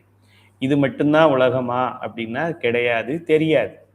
நமக்கு சைவ சித்தாந்தத்தில் இது போக பல உலகங்கள் இருக்கு, பல கோள்கள் இருக்கின்றன. நம்ம ஒரு கோள், இந்த பூமிங்கிற ஒரு கோளை வச்சே இந்த ஆட்டம் ஆட்டிக்கிட்டு இருக்கிறோம். இது போல பல, இந்த சோலார் சிஸ்டம் அப்படின்னு சொல்லி சூரிய குடும்பம் 9 கோள்கள், இதுலேயே நமக்கு வாழ்நாள் முடிஞ்சு போச்சு. சயின்ஸ் இத்தனை 5000 வருஷமா தொல்காப்பிய காலத்திலேருந்து என்ன பண்ணாங்கன்னு தெரில, இன்னும் இதையே கண்டுபிடிச்சி முடிக்கலை. இதுலேயே 9 கோள் தான்னாக்க இல்லை இதையும் ஒரு கோளாக சேர்க்கலாம், அதையும் ஒரு கோளாக சேர்க்கலான்னு கோள் கோளோட நம்பரையே இன்னும் முடிவு பண்ணாத science research, NASA, ISRO, jigsaw யாராக இருந்தாலும் இன்னும் கோள்கள் எத்தனை என்பதை கண்டுபிடிக்க முடியல. கோள்களுக்கு மேலே இருக்கிற உலகங்கள் எத்தனைன்னு இவங்க எப்படி கண்டுபிடிக்க போகிறாங்க? இப்போ சில கோள் இங்கேருந்து ஒரு கோளுக்கு போகிறாங்க, அங்கே தங்கம் இருக்குதுன்னு சொல்கிறாங்க. அப்படிங்கிற மாதிரி சில கோள்களிலே உயிர்கள் இருக்கின்றன, உயிர்கள் வாழ்ந்து கொண்டிருக்கின்றன. அங்கே வீடு இருக்கு, பில்டிங் இருக்கு, தெரு இருக்கு, அங்கே எம்எல்ஏ இருக்காரு, எம்பி இருக்காரு, இன்னும் பல உலகங்கள் இருக்கின்றன, நமக்கு தெரியாத உலகங்கள். அந்த உலகங்களுக்கு பொதுவான ஒரு பெயர் எப்படி வைக்கிறாங்கன்னா பிரகிருதி மாயா புவனங்கள் அப்படின்னு ஒன்றும், அப்புறம் அசுத்தமாயை புவனங்கள், அதாவது வித்யா தத்துவங்கள் அப்படி ஒரு புவனங்களும், அந்த பக்குவத்தில் இருக்கிற உயிர்கள் அதை அனுபவிச்சுக்கலாம். அந்த உலகத்துல பிறந்து அந்த உலகத்துல வாழ்ந்து அது நல்லா இருக்கும். இப்ப நம்ம ஊர் எப்படி, நம்ம ஊர்ல என்ன சொல்றோம், ஆதிவாசிகள்னு சொல்றோம். அதே வளர்ந்த நாடுகள் அமெரிக்கா, லண்டன், சுவிட்சர்லாந்து, அவங்களுடைய வாழ்க்கை தரமெல்லாம் வேற மாதிரி இருக்கு. எல்லாரும் மனிதர்கள் தான், எல்லாருக்கும் ஒரே வயசு தான், எல்லாருக்கும் 6 அறிவு தான், எல்லாருக்கும் 36 தத்துவம் தான். நம்ம ஊர்ல ரொம்ப கேவலமான வாழ்க்கை முறையை, அடுத்த வேளை சாப்பாடு என்னன்னு தெரியாம இருக்கிறாங்க சிலர். இன்னும் உயர்ந்த நாடுகள்ல பணத்தை என்ன பண்றது, நேரத்தை என்ன பண்றதுன்னு தெரியாம இருக்கிறாங்க சிலர். இதுலயே வேறுபாடு, இந்த பூமிக்குள்ளேயே இவ்வளவு வேறுபாடு இருக்கும் பொழுது வேறு வேறு உலகங்கள், சுத்தமாயா புவனங்கள் என்று தனி உலகம் இருக்கிறது. அசுத்தமாயை புவனங்கள், அதாவது வித்யா தத்துவங்கள், அந்த அளவுல புவனங்கள் இருக்கிறது. பிரகிருதி மாயை என்று சொல்லக்கூடிய இந்த 24 ஆன்ம தத்துவத்துக்கு சில உலகம் இருக்கிறது. அந்த உலகத்துல தான் இப்ப நம்ம இருக்கிறோம். ஆக மாயையில் 3 வகை உண்டு. ஒன்று சுத்த மாயை, இன்னொன்று அசுத்த மாயை, இன்னொன்று பிரகிருதி மாயை அப்படின்னு சொல்றார். இப்போ இந்த முன்னால உயிர்களை பத்தி சொல்ல, அது வேற பாடத்துல படித்தோம், அதனால ஆசிரியர் இங்க சேர்க்கல, நீங்க சேர்த்துக்கங்க. அங்கே விஞ்ஞானகலர், பிரளயாகலர், சகலர்னு படித்ததும், இங்கே மாயையை படிக்கும்போது சுத்தமாயை, அசுத்தமாயை, பிரகிருத்தின்னு படிக்கிறோம். இதுக்கு நேர்கோடு போட்டுக்கங்க. விஞ்ஞானகலர் சுத்தமாயை தத்துவங்கள்ல இருக்கிறவங்க, பிரளயாகலர் அசுத்தமாயை தத்துவமாகிய வித்யா தத்துவத்தில் இருக்கிறவங்க, சகலராகிய நீங்களும் நானும் இந்த பிரகிருதி மாயையில் இருக்கிறவங்கன்னு கோடு போட்டுக்கங்க. இங்கே ஆசிரியர் அதை சேர்த்து சொல்லாமல் விட்டுருக்காங்க. அங்கே அதை படித்தோம், இங்கே இதை படிக்கிறோம் அப்படின்னு மட்டும் சொல்லிட்டாங்க. அதுதான் இதுதான் அதுன்னு சொல்லணும். அது நம்ம நூலில் சொல்லியிருப்போன்னு நான் நினைக்கிறேன், பார்க்குறேன். அடுத்த பக்கத்தில் அது இருக்குது, பிரளயாகலர் விஞ்ஞானகலர் அப்படின்னு. இப்போ நம்ம பார்த்தது எத்தனாவது அழகு, மாயாமலம் பற்றி நாம் சிந்தித்தோம். அடுத்த பேஜ், இப்போ மாயையின் இயல்பை பற்றி நம்ம பார்த்தோம்ல, அதுக்கு அடுத்த பேஜ்லேயே நம்ம கொடுத்துருக்குறோம். பிரளயாகலர் விஞ்ஞானகலர் அப்படின்னு சொல்லி பக்கம் 38. மாயை 3 வகைப்படும். அது சுத்த மாயை, அதில் ஆணவ மலம் மட்டும் கொண்ட விஞ்ஞானகலர். அந்த சுத்த மாயா புவனங்களில் அவங்க வசிப்பார்கள், அவங்களுடைய உலகம் தனி, அவங்க ரேஞ்சே தனி. பக்கம் 38 விஜயா, இதெல்லாம் ரொம்ப அலர்ட்டாக இருக்குங்க. அசுத்த மாயா புவனங்களில் இருக்கிறவங்க 2 மலங்கள் கொண்டவர்கள், அவர்களுக்கு பிரளயாகலர் என்று பெயர். அவங்க இந்த பிரகிருத்தியை விட்டு கீழே வரமாட்டாங்க. திருமால் அவங்கள காக்கிறது கிடையாது, அவங்கள காக்கிறது பெருமாள் கிடையாது, அவங்கள படைக்கிறது பிரம்மன் கிடையாது, அதெல்லாம் சிவபெருமான் வேற ஆளை வச்சு படைச்சுப்பார். இந்த உலகத்துக்கு தான் இவங்க இன்சார்ஜ். பிரகிருதி மாயையில் இருக்கிறவங்க, இந்த கீழே ஆன்ம தத்துவங்கள்னு 24 தத்துவங்களுக்குள்ள உழன்று கொண்டிருக்கின்ற நீங்க, நான், நம்மை போன்ற இப்போ இருக்கிற 900 கோடி மக்கள், பல்வேறு ஜீவராசிகள், இவையெல்லாம் 3 மலங்கள் கொண்ட சகலர்கள். இவர்கள் பிரகிருதி மாயையிலே இருக்கின்றவர்கள். மாயை பல என்று கொண்டால் சடமாயும் பலவாயும் இருப்பனவெல்லாம் தோன்றி நின்று அழியும் என்னும் முறைப்படி மாயை அனித்திய பொருள் ஆகிவிடாதா அப்படின்னு மாணவர் கேட்கிறார். நித்திய பொருள்னா சத்து, அழியாத பொருள், மாற்றமில்லாத பொருள். சத்து சித்து ஆனந்தத்துல சத்து என்றால் நிலையான மாற்றமில்லாத என்று பொருள். நித்திய பொருளுக்கு ஆப்போசிட் அனித்திய பொருள். சைவ சித்தாந்தம் சுத்த மாயையும் அசுத்த மாயையும் 2 தனி பொருள்கள் என்று கொள்ளவில்லை. 2 மாயைகளும் 2 தனி பொருள்களே என்று கொண்டாலன்றோ நீ கூறியபடி அனித்தியம் என்று கூறுவதற்கு இடம் ஏற்படும். ஒரு மாயையே சுத்தம் அசுத்தம் என 2 கூறுபட்டு நிற்கும்.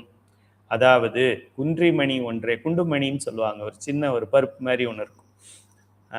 போன வகுப்புல, நேற்று வகுப்புல அதை நம்ம விளக்கினோம். குண்டுமணின்னு ஒன்று இருக்குது, கிராமத்தில் ஒரு செடியில் வரக்கூடிய விதை மாதிரி இருக்கும். அது பம்பரம் சொல்லுவாங்களே, பம்பரம் டாப், பம்பரத்தை ஷேப் பார்த்தீங்கன்னா தெரியும். பம்பரத்து மேலே ஒரு கலர் அடிச்சிருப்பாங்க, சுற்றுற பகுதி வேறு கலரில் இருக்கும். அதுபோல் இந்த குண்டுமணியில் பாதி பார்த்தா கருப்பாக இருக்கும், பாதி போர்ஷன் கருப்பாகவும் இன்னொரு பாதி சிகப்பாகவும் இருக்கும். எங்கள் கிராமத்தில் அது நிறையா இருந்தது. நான் சின்ன வயசில் இருக்கும்போது நிறைய அங்கங்கே கிடக்கும், காணுவது கடினமாகி விட்டது. ஆக அந்த குன்றுமணிங்கிறது ஒன்றுதான் அப்படின்னு சொன்னாலும் ஒரே விதையில 2 கலர், பாதி பாதிக்கு வேற வேற கலர் இருக்கும். குன்றிமணி ஒன்றே என்று செய்யும் ஒன்றே செய்யதும் கரியதும். அது செய்யதுன்னா சிகப்பு, சிகப்பாகவும் கருப்பாகவும் ஆகிய இரு பகுதிப்பட்டதாய் விளங்குதல் போல ஒரு மாயையே ஒரு பகுதியில் அசுத்தத்தோடு கலந்து அசுத்த மாயையாகியும் மற்றொரு பகுதியில் அசுத்தத்தோடு கலவாது தூயதாய் சுத்த மாயையாகியும் நிற்பனவாகும். எனவே மல கண்மங்களோடு விரவாது தூய்மையாய் இருந்து இன்பத்தை மட்டுமே தருவது சுத்தமாயை. இதற்கு மாறான தன்மையுடையதாய் மல கண்மங்களோடு விரவி மயக்கத்தை செய்வது அசுத்தமாயை என்பது விளங்கும். மயக்கத்தை தரக்கூடியது இந்த மாயா கண்மங்கள் சேர்ந்தது அசுத்தமாயை என்று பெயர். சுத்தமாயை மேலாய் விரிந்து நிற்க அசுத்தமாயை அதனுள் அடங்கி நிற்கும். எனவே சுத்தமாயை வியாபகமும் அசுத்தமாயை அதனுள் வியாபியமும் ஆகும். சுத்தமாயை வியாபகமாய் இருத்தலின் மகா மாயை என்றும் ஊர்த்துவமாயை என்றும் கூறப்படும். ஊர்த்துவம் என்றால் மேல் என்று அர்த்தம், உயர்ந்தது என்று அர்த்தம். மேல் என்பதற்கு வியாபகம் என்று பொருள். மேலே கொடை மாதிரி. இப்போ நம்ம என்ன சொல்கிறோம், கூட்டு வழிபாட்டு குழுன்னு ஒன்று இருக்குது, அப்புறம் என்னது கனவிலம் திருமுறைகள் குழுன்னு ஒன்று இருக்குது, சைவ சித்தாந்த குழுன்னு ஒன்று இருக்குது. இது எல்லாத்துக்கும் சேர்த்து கைலை அறக்கட்டளைன்னு ஒன்று இருக்குது. இப்போ கைலை அறக்கட்டளை, அது கைலை அறக்கட்டளைன்னு சொன்னாலும் இதில் இருக்கிற குழுக்களை சொன்னாலும் ஒன்று தான். ஆனால் கைலை அறக்கட்டளைங்கிறது மேலே கொடை மாதிரி மேலே இருக்குது, அதுக்கு கீழே இதெல்லாம் வேர்கள் மாதிரி பல வேர்கள் கீழே இருக்குது. அதுபோல் சுத்தமாயை அப்படிங்கிறது மேலே பரவி இருக்குது, அதுக்கு மேலே அதுதான் மாயைன்னு நம்ம சொல்கிறோம். அந்த சுத்தமாயைக்கு உள்ளதான் அசுத்தமாயை அடங்கியிருக்கு, அந்த அசுத்தமாயைக்குள்ளதான் பிரகிருதி மாயை அடங்கியிருக்கு. தெளிவாக தெரிந்து கொள்ள வேண்டும். அப்போ ரொம்ப பெருசா இருக்கிறது சுத்தமாயை, அதுக்குள்ள அடங்கி இருக்கிறது, அதுக்குள்ள வியாபியம் ஆகி இருக்கிறது அசுத்தமாயை. அந்த அசுத்தமாயையுடைய வியாபகத்துல வியாபியமாக இருக்கிறது அசுத்த அல்லது பிரகிருதி மாயை. ஒண்ணுக்குள்ள ஒண்ணு. இப்படிலாம் சொன்னா உங்களுக்கு புரியாது. அடுக்கு சட்டி இருக்கு, பெரிய சட்டி சுத்தமாயை, அதுக்குள்ள போடுற சட்டி அசுத்தமாயை, அதுக்குள்ள போடுற சட்டி பிரகிருதி மாயை. மூணும் சட்டி தான், மூணும் சில்வர் தான், மூணுமே பயன்பாட்டுக்கு உண்டானது தான். ஆனால் சைஸில் வித்தியாசம் இருக்கிறது, அவ்வளோதான். ஒரு மாயை சுத்தம் அசுத்தம் என அதுதான். எனவே மல கண்மங்களோடு விரவாது தூய்மையாய் இருந்து இன்பத்தை தருவது சுத்தமாயை. இன்பத்தை தராம இன்பமும் துன்பத்தையும் மாறி மாறி தருவது அசுத்தமாயை. விநாயகர் கண் வைப்போம். விநாயகர் கண். ஓகே. சுத்தமாயை மேலாய் விரிந்து நிற்க அசுத்தமாயை அதனுள் அடங்கி நிற்கும். வியாபகமாக பார்த்தோம். சுத்தமாயை வியாபகமாய் இருத்தலின் எது, அதுதான் ஃபர்ஸ்ட் இருக்கிறது. அதனால மகா என்று சொல்லும், பெரிய என்று அர்த்தம். சங்ககாரம் அது நார்மல், மகா சங்ககாரம்னா பெரிய சங்ககாரம். மகம் அப்படின்னா அப்பப்போ வரும் மகம். மகாமகம் அப்படின்னா அது பெரிய மகம் என்று அர்த்தம். இவர் சாதாரண மனிதர், அவர் மகான் அப்படின்னு பேர். இது சாதாரண ஆத்மா. நம்ம காந்தியடிகள் மகா ஆத்மா அப்படின்னு சொல்றோம், மகான்கள் அப்படின்னு சொல்றோம், சாதாரண மனிதன் இல்லை அவங்க அப்படின்னு. அதுபோல மகா என்றால் பெருசு. சில பெண்களுக்கு மகான் பேர் வச்சிருப்பாங்க. எல்லாத்துக்கும் பரவி விரிந்து பெரிய ஆளா இருக்கிற பெண் என்று பெயர். மகாதேவி, மகாதேவன் அப்படின்னு பேர் வச்சிருப்போம். சுத்தமாயை வியாபகமாயிருத்தலால் அது மகாமாயை என்றும் ஊர்த்துவ மாயை என்றும் கூறப்படும். சரி, அதோ மாயை, மாயை, மோகினி என்பன அசுத்த மாயையை குறிக்கும். அசுத்த மாயைக்கு 3 பேர் இருக்கு. அதோ மாயை என்று பெயர், ஒரு பெயர் இருக்கு. வெறும் மாயைன்னு ஒரு பெயர் இருக்கு. மோகினி அப்படின்னு அதுக்கு ஒரு பெயர் இருக்கு. அத என்றால் கீழ். கீழ் என்பதற்கு வியாபியம் என்பது பொருள். இது மேல இருக்கு, அதுக்கு கீழே இது அடங்கி இருக்கு, இதுக்குள்ள இது இருக்கு. அதனால கீழே இருக்கிறதுக்கு பேரு வியாபியம்னு பேரு, மேல இருக்கிறதுக்கு பேரு வியாபகம்னு பேரு. இந்த அசுத்தமாயை சுத்தமாயை பெருசா இருக்கு, அதுக்குள்ள இந்த அசுத்தமாயை அடங்கி இருக்கு. நம்ம புத்தகத்துல படம் போட்டிருக்கிறோம். 36 தத்துவங்களுடைய படம் இருக்கிறது. பக்கம் 49. 49ல் நீங்க பார்த்தீங்கன்னா தெரியும். சுத்தமாயை அப்படின்னு பெரிய சர்க்கிள் போட்டிருக்கோம். இந்த படத்துல பார்த்தீங்கன்னா தெரியும். சுத்தமாயை ஐயா இங்க எழுத்துல கொடுத்துருக்கிறத நம்ம படமா வரைஞ்சிருக்கோம். சுத்தமாயைன்றது பெருசா இருக்கு, அதுக்குள்ள அசுத்தமாயை இருக்கு. அது கலர் படத்துல பார்த்தா இன்னும் கலர் டிஃபரன்ஸ் தெரியும். அந்த அசுத்தமாயில மேல பார்த்தீங்கன்னா தெரியும், மூப்பின்னு போட்டிருக்கும். மூப்பினா மூல பிரகிருதி. அந்த அசுத்தமாயிக்குள்ள ஒரு பகுதியாக மூல பிரகிருதி இருக்கிறது. இதெல்லாம் ஐயா இங்க பக்கம் பக்கமா எழுதுறத நம்ம ஒரு படத்துல இதை காமிச்சிருக்கிறோம். அந்த பெருசா இருக்கிறதுக்கு பேரு வியாபகம். அதுக்குள்ள இருக்கிற வியாபியம் சொல்றோம் அசுத்தமாயை. அசுத்தமாயே ஒரு வியாபகமா வச்சுக்கிட்டு பார்த்தோம்னா இந்த பிரகிருதி மாயை அதுக்குள்ள வியாபியமாக இருக்கிறது. இப்ப எப்படி நாடு சொல்றோம், மாநிலம் சொல்றோம், மாவட்டம் சொல்றோம். இந்த மாவட்டமும் நாட்டுக்குள்ளதான் இருக்கு. ஆனா மாவட்டம் முதல்ல மாநிலத்துக்குள்ள வருது, அதுக்கப்புறம் தான் நாட்டுக்குள்ள அது இருக்கு. அப்படி நாடு, மாநிலம், மாவட்டம் என்பது போல சுத்தமாயை, அசுத்தமாயை, பிரகிருதி மாயை என்று மாயை அளவிலும் வியாபக தன்மையிலும் குணத்திலும் வேறுபாடு உடையவை. அதனாலதான் மாயை 3 வகை அப்படின்னு நம்ம சொல்றோம். இனி பிரகிருதி மாயை என்பது தனித்த ஒரு மாயை அன்று, அது அசுத்த மாயையினின்றும் தோன்றிய ஒரு காரிய பொருளே ஆகும்.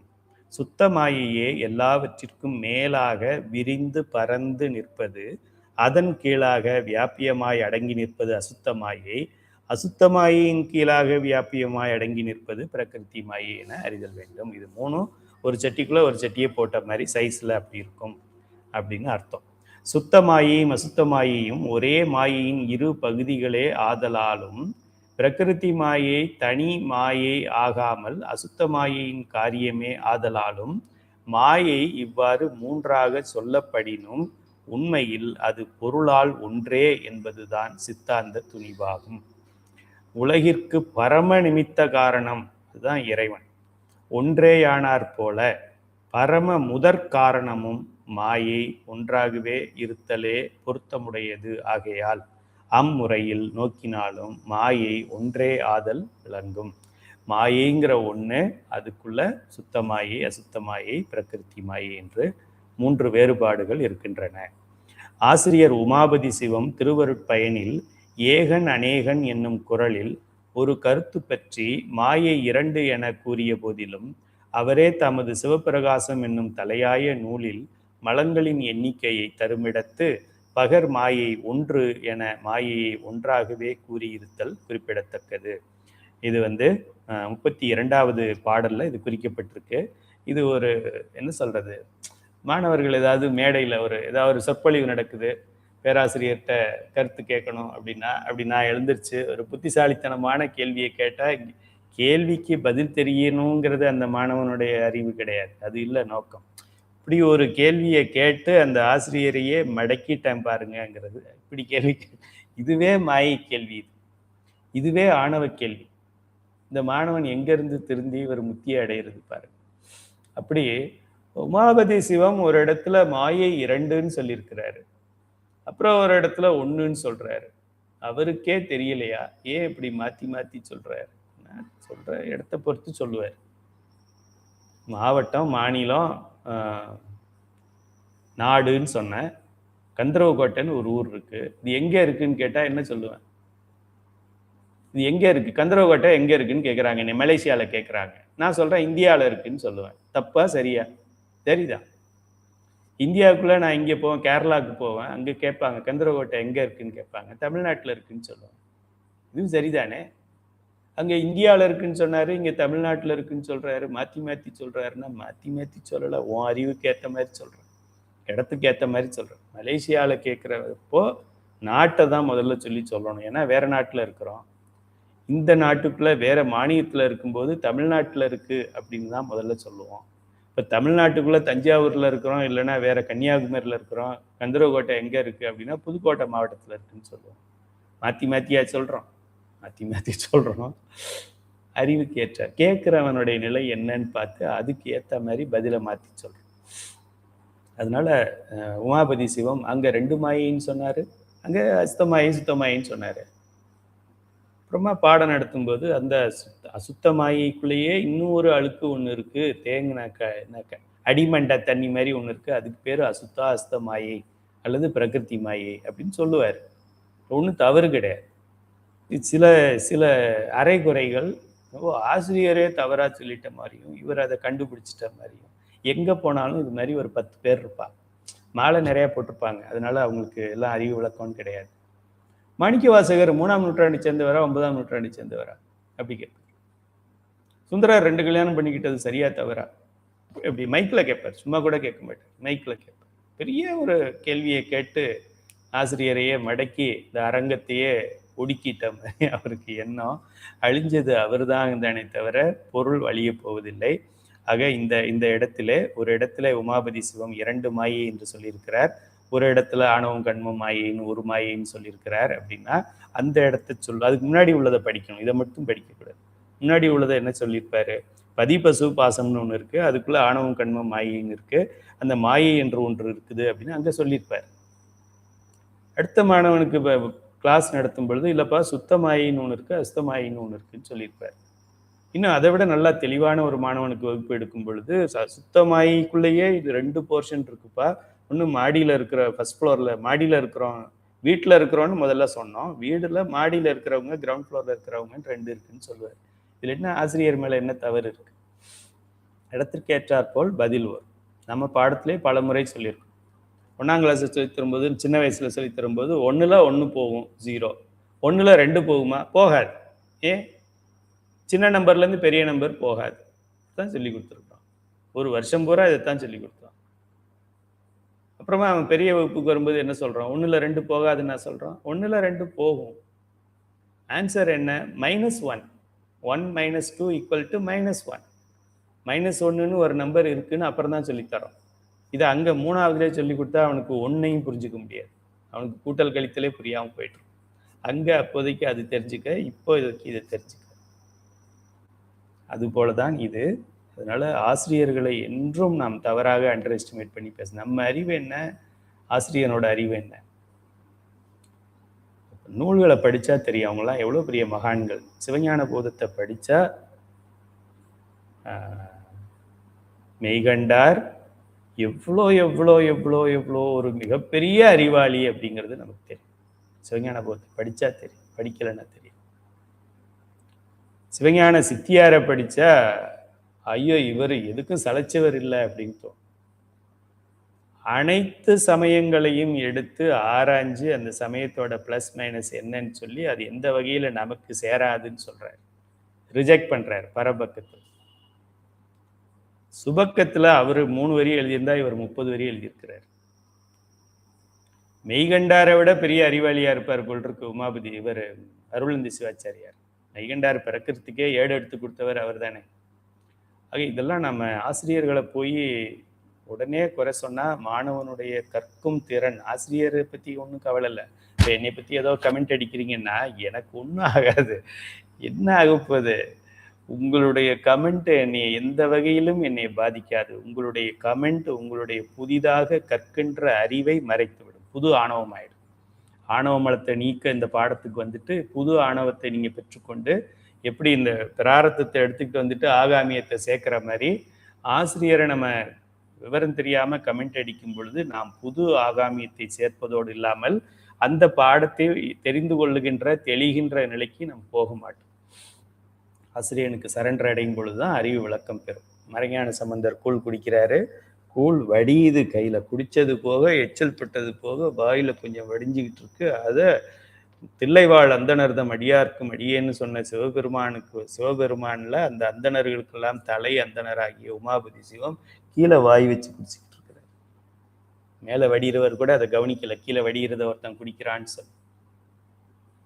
இப்போ கூட நீங்க திருவாவடுதுறை ஆதீனம் போனீங்கன்னா குருமுகா சன்னிதானம் சாப்பிட்ட இலையில தான் தம்பிரான் சுவாமிகள் சாப்பிடுவாங்க. அதே இலையில் நம்ம இலையில ஒய்ஃப் கூட எல்லா வீட்லையும் சாப்பிட்றது கிடையாது, சில இல்லங்கள்ல சாப்பிட்றாங்க. பழைய ஒய்ஃப், பழைய காலத்து ஒய்ஃப்.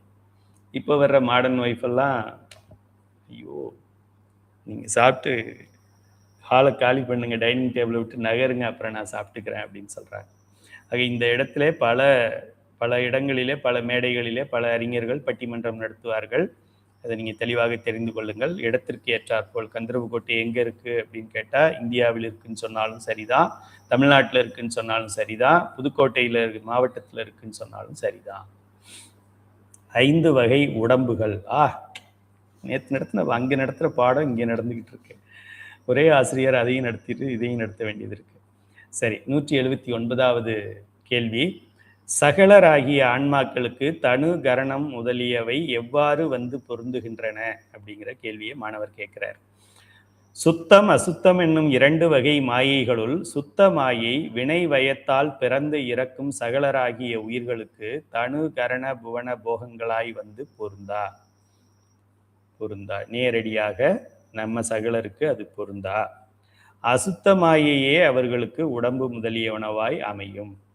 நம் உடம்பு அசுத்த மாயையினால் மட்டுமே செய்யப்பட்டது. சுத்த மாயையினால் உடம்பு செய்யப்படவில்லை. அப்ப நமக்கு 31 தத்துவங்கள் தான் சொல்லலாமா அப்படின்னா எப்படி சொல்றது? அந்த 5 தத்துவம் இல்லைன்னா அந்த 31 தத்துவமே ஏங்கி இருக்காது. இந்த 31 தத்துவத்தை இயக்கணுமே, மாயை போய் உயிர்ல சேர்க்கணுமே, அதை யார் சேர்ப்பாங்க? மாயை அதுவா சேர்ந்துக்குமா? உயிர் அதுவா சேர்த்துக்குமா? ஆக தெளிவாக இருக்க வேண்டும். அந்த சுத்தமாயா புவனங்கள், அந்த 5 தத்துவங்கள், சிவ தத்துவங்கள் நமக்கு ஒரு மில்லி செகண்டும் நமக்கு தேவைதான். நமக்குத்தான் அவை. அங்கிருந்து தான் நமக்கு வாக்கு பின்னாடி வருது. அதனால அது அவங்களுக்கு, இது நமக்கு அப்படி கிடையாது. ஆனா அந்த 5ம் இந்த உடம்புல இருக்கா, நேரடியா இருக்கான்னா இல்லை. ஏன்? இது அசுத்த உடம்பு. இந்த ஏன் 3 மலங்களுக்கு ஆட்பட்டது. அதனால இது இப்படி இருக்கு. கேவல நிலையில் தன் அறிவை தடுத்து நிற்கும் ஆணவ மலத்தினால் ஆன்மா அறிவு விளக்கத்தை இழந்து நிற்கிறது. இது ஞாயிற்றின் ஒளியை பெறமாட்டாது கண் படலத்தால் மறைக்கப்பட்டு இருளில் மூழ்கி கிடப்பதை போன்றது. நம்ம சொல்றோம்ல, கேட்ராக்ட் இருக்குன்னு சொல்றோம். கண்ணில் கேட்ராக்ட் இருக்குன்னா என்ன தெரிய மாட்டேங்குது, மங்களா தெரியுது, எழுத்தை சரியா படிக்க முடியல, பவர் ஒழுங்கா வரமாட்டேங்குது. இப்போ சூரியன் இருக்கு, கண்ணு இருக்கு, நடுவில் இருக்கிற இந்த கேட்ராக்ட் தான் இப்போ மறைக்குது. கேட்ராக்ட் மறைக்கிறதுனால சூரியன் இல்லைன்னு என்னால் சொல்ல முடியுமா? அப்படித்தான் தமிழ்நாட்டில் கருப்பு சட்டை போட்டுக்கிட்டு ஒரு கட்சிக்காரன் இருக்கான், பகுத்தறிவாளன் பேர். அவனுக்கு கேட்ராக்ட் இருக்கிறதுனால கடவுள் இல்லைன்னு சொல்றான், சூரியன் இல்லைன்னு சொல்றான். சூரியன் இல்லைன்னு இல்லைப்பா, கண்ணை ஆப்ரேஷன் பண்ணு, பதி பசு பாசம் இலவசமாக கையில அறக்கட்டளை நடத்துகிறாங்க, படி. அப்போ கண்ணில் இருக்கிற மறைப்பு நீங்கும். நீங்கின பிறகு நீயே நமச்சிவாயன்னு சொல்ல ஆரம்பிச்சிருவோம். நீ நமச்சிவாயை சொல்லாதது நமச்சிவாயத்து தவறும் கிடையாது, ஏன் தவறும் இல்லை, உன் கண்ணில் இருக்கிற கேட்ராக்ட் ப்ராப்ளம் இருக்கு அப்படின்னு அர்த்தம். கேவல நிலையில் தன் அறிவை தடுத்து நிற்கும் ஆணவ மலத்தினால் ஆன்மா அறிவு விளக்கத்தை இழந்து நிற்கிறது. இது ஞாயிறின் ஒளியை பெறமாட்டாது கண் படலத்தில் மறைக்கப்பட்டு இருளில் மூழ்கி நிற்பதை போன்றது. இம்மறைப்பை நீக்கி சிறிது விளக்கத்தை பெற வைப்பனவே மாயையின் காரியங்கள்.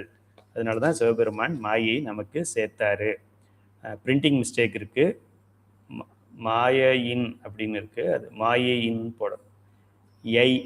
ஐக்கு யாவை முன்னாடி போட்டு கொம்பை பின்னாடி போட்டாங்க. இதெல்லாம் ஆதீன புத்தகங்கள்ல சகசமா நடக்கிறது. அதுல ஒரு பிழை இருக்கு, திருத்திக்கங்க. மாயைன்னு போட்டுக்கோங்க. அதை அசுத்த மாயையினின்றும் தோன்றும் தத்துவங்கள் ஆகிய காரியங்கள் 7 ஆகும். என்னென்னது? மாயை, காலம், நியதி, கலை, வித்தை, அராகம், புருடன் என்பவை. இதைத்தான் நம்ம வித்யா தத்துவங்கள் சொல்றோம். அவற்றுள் முதலில் ஆன்மாவை கூடி அதன் ஆற்றலை பொதுவாக விளக்குவது மாயை என்னும் தத்துவமாகும். பெரிய பாடம் இது, டைம் இருக்கு, முடிச்சிடலாம்.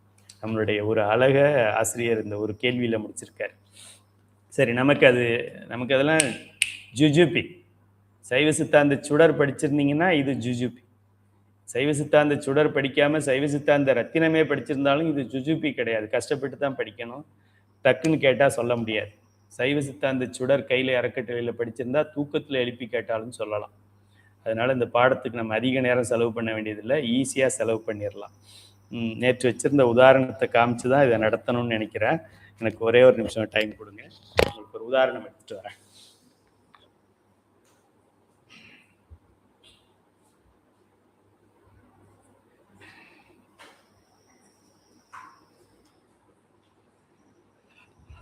இது மாதிரிலாம் உடல் அமைக்கப்பட்டிருக்குன்னு சொல்லி நம்ம செல்வரதி, ஆமா, கைலை அறக்கட்டளையில செல்வரதி என்கின்ற ஆசிரியை அவங்க மாணவியா படிச்சாங்க. அவங்க வீட்டில் இதை படிக்கிறத பார்த்து அவங்க பையன் இது என்னவோ 5 அடுக்குன்னு புரிஞ்சுக்கிட்டான். பையன் கடை வீதிக்கு போறான் பொம்மை வாங்குறதுக்கு. அங்கே இது மாதிரி ஒரு பொருளை பார்க்குறான். இந்த பொருளை பார்த்தா இதில் 5 அடுக்கு இருக்கு. 5 அடுக்கை பார்த்துட்டு பையன் அம்மாட்ட சொல்றான், 5 அடுக்கு இருக்கு, இதை வாங்கி நீ ஐயாவுக்கு கொடு, ஐயா ஈஸியாக பாடம் நடத்துவார், மற்றவங்களுக்கு புரிகிற மாதிரி அப்படின்னு அந்த பையன் அம்மாவுக்கு வாங்கி கொடுத்து அம்மா எனக்கு கொடுத்தது. ஓகே. அசுத்தமா சாரி செல்வரதி அப்படிங்கிற நம்முடைய ஆசிரியை வாங்கி கொடுத்தது. அதை நான் காமிச்சே உங்களுக்கு கிளாஸ் நடத்துகிறேன். நேற்று வந்து சைவ சித்தாந்த சுடருக்கு இது நடந்தது, இந்த பாடம் இன்னைக்கு நமக்கு நடக்குது. சரி, முதலில் ஆன்மாவை கூடி அதன் ஆற்றலை பொதுவாக விளக்குவது மாயை என்னும் தத்துவமாகும். முதல்ல ஆன்மாவை கூடி, நல்லா தெரிஞ்சுக்கங்க, இந்த பாயிண்ட்டை மறந்துடக்கூடாது. அதுக்கப்புறம் நம்ம என்ன நினச்சிக்கிட்டு இருக்கோம், இந்த உலகம்தான் வாழ்க்கைன்னு நினச்சிக்கிட்டு இருக்கோம். இந்த உலகத்தில் என் பேரை பெருசாக போடணும் பேனரில் அப்படின்னு நினைக்கிறோம். அதில் என்னை வந்து ஓஹோன்னு புகழணும்னு நினைக்கிறோம், மாலை போடணும், சால்வை போத்தணும்னு நினைக்கிறோம், சந்தன மாலை போடணும்னு நினைக்கிறோம். முதல்ல உயிர் தனி, இனிமே வரப்போகிறது எல்லாமே தனிங்கிறத இப்பவே தெரிஞ்சுக்கங்க. இப்போ அவற்றுள் முதலில் ஆன்மாவை கூடி, ஆன்மாங்கிறது உயிர், அந்த ஆன்மாவை முதலில் கூடி அதன் ஆற்றலை பொதுவாக விளக்குவது மாயை என்னும் தத்துவமாகும். இம்மாயா தத்துவம் விரிவுடைய அசுத்த மாயையின் ஒரு சிறிய பகுதியாகும். அசுத்த மாயைன்றது ஒன்று இருக்கு, அதுல மாயைங்கிற ஒரு பகுதி இருக்கு. அதுதான் வந்து இந்த உயிரோட முதல்ல சேருது. குடத்தை வணைவோன் அதற்கு மூலப்பொருளாகிய களிமண்ணை பெறுதற்கு நிலம் முழுவதையும் அகழ்வதில்லை, அதன் ஒரு சிறு பகுதியை மட்டும் அகழ்ந்து மண்ணை பெற்று அதனை நீரிட்டு பிசைந்து முன்னர் பக்குவப்படுத்துகிறான். எப்படி குடம் செய்கிறவன் எல்லா களிமண்ணையுமா அள்ளிக்கிட்டு வர்றான்? நம்ம சப்பாத்தி போடணும், வீட்டில் கணவன் மனைவி 2 பேர் தான் இருக்கோம், 2 பேருக்கு மேக்சிமம் என்ன ஒரு 6 சப்பாத்தி 7 சப்பாத்தி இருந்தால் போகிறோம். அப்போ என்ன உள்ள டப்பாவில் இருக்கிற எல்லா மாவையுமா அள்ளி போட்டு உருட்ட போகிறோம்? நம்ம இல்லைல்ல. அங்கே இருக்கிற அந்த மாவுல இருந்து கொஞ்சம் நமக்கு 2 பேருக்கு என்ன வேணுமோ அதை மட்டும் நம்ம எடுத்துக்கிட்டு வரோம், அவ்வளவுதான் நம்ம எடுத்துக்கிறோம். அதுபோல இந்த மாயைங்கிறது பறந்து விரிஞ்சு கிடந்து மிகப்பெரிய ஆற்றலாக இருந்தாலும் இந்த உலகத்தை படைப்பதற்காக, இந்த தனு கரண புவன போகங்களை உயிர்களுக்கு கொடுப்பதற்காக இறைவன் அதுல இருந்து கொஞ்சத்தை செயல்படுத்துகிறார். அதுதான். அதே போல அசுத்த மாயையின் ஒரு சிறு பகுதியை காரியப்படுவதற்கு ஏற்ற வகையில் பக்குவப்படுத்தப்பட்டு மாயா தத்துவம் என்னும் பெயரை பெறுவதாயிற்று. இந்த உடலை அமைப்பதற்காக இப்ப அவர் சேர்க்கிற மாயை தான் மொத்த மாயை கிடையாது, நன்றாக புரிந்து கொள்ள வேண்டும். மாதவி இருக்கீங்களா? நம்முடைய ஆசிரியை, உங்கள்கிட்ட ஒரு மாணவர் சந்தேகம் கேட்டிருந்தாரு, இந்த மாயை எது, அப்புறம் அந்த மாயை எதுன்னு. அந்த மாயை பெரிய மாயை, அதுக்குள்ள சுத்த மாயை, அதுக்குள்ள அசுத்த மாயை.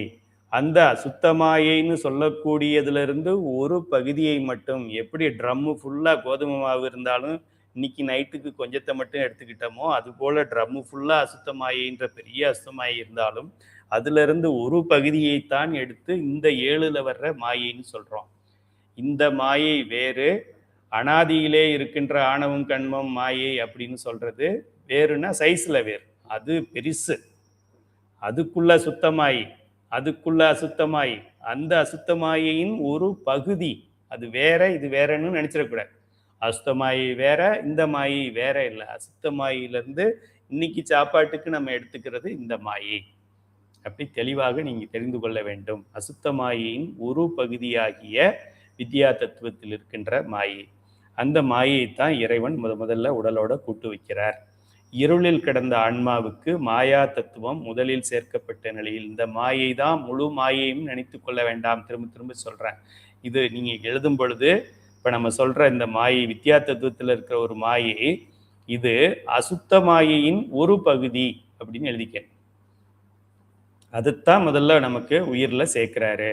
இது ஆன்மாவிற்கு முதல் உடமாய் அமைந்து காரண சரீரம் என்னும் பெயரை பெறுகிறது. இந்த நிலையில இப்போ ஆயிருக்கு. இதுக்குள்ள உயிர் இருக்கு, இதுக்குள்ள உயிர் இருக்கு.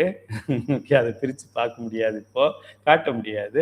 ஆக இது அந்த உயிருக்கு முதலில் மாயை, அதாவது அசுத்த மாயையின் ஒரு பகுதியை சேர்த்த மாயை. அப்படி சேர்த்ததுனால இதுக்கு காரண உடல் என்று சரீரம்னு கொடுத்துருக்காங்க. நம்ம அதை வடமொழியை தவிர்த்துட்டு தமிழ் மொழியிலே பேசுறோம். காரண உடல் என்று பெயர். இறைவனால் தரப்பட்ட இம்மாயா தத்துவமாகிய முதல் உடம்பினுள் ஆன்மா பொருந்தி. இதுக்குள்ளதான் இருக்கு, நல்லா பார்த்துக்கோங்க. இதுக்குள்ள என்ன இருக்கு? உயிர் மட்டும் இருக்கு. அந்த அசுத்த மாயையின் ஒரு பகுதி இதுல சேர்க்கப்பட்டிருக்கிறது. இறைவனால் தரப்பட்ட இம்மாயா தத்துவமாகிய முதல் உடம்பினுள் ஆன்மா பொருந்தி மல சக்தியால் மறைக்கப்பட்டிருந்த தன் அறிவு, இச்சை, செயல் ஆகிய ஆற்றல்கள் பிரிப்பின்றி பொதுமையாக விளங்கி நிற்கும் முதல் உடம்பாகிய காரண சரீரத்தை பெற்று ஆன்மாவின் அறிவு இச்சை, அறிவிச்சைன்னா அறிவு பிளஸ் இச்சை, அறிவு இச்சை செயல்கள், அதாவது இச்சாசக்தி கிரியாசக்தி ஞானசக்தி.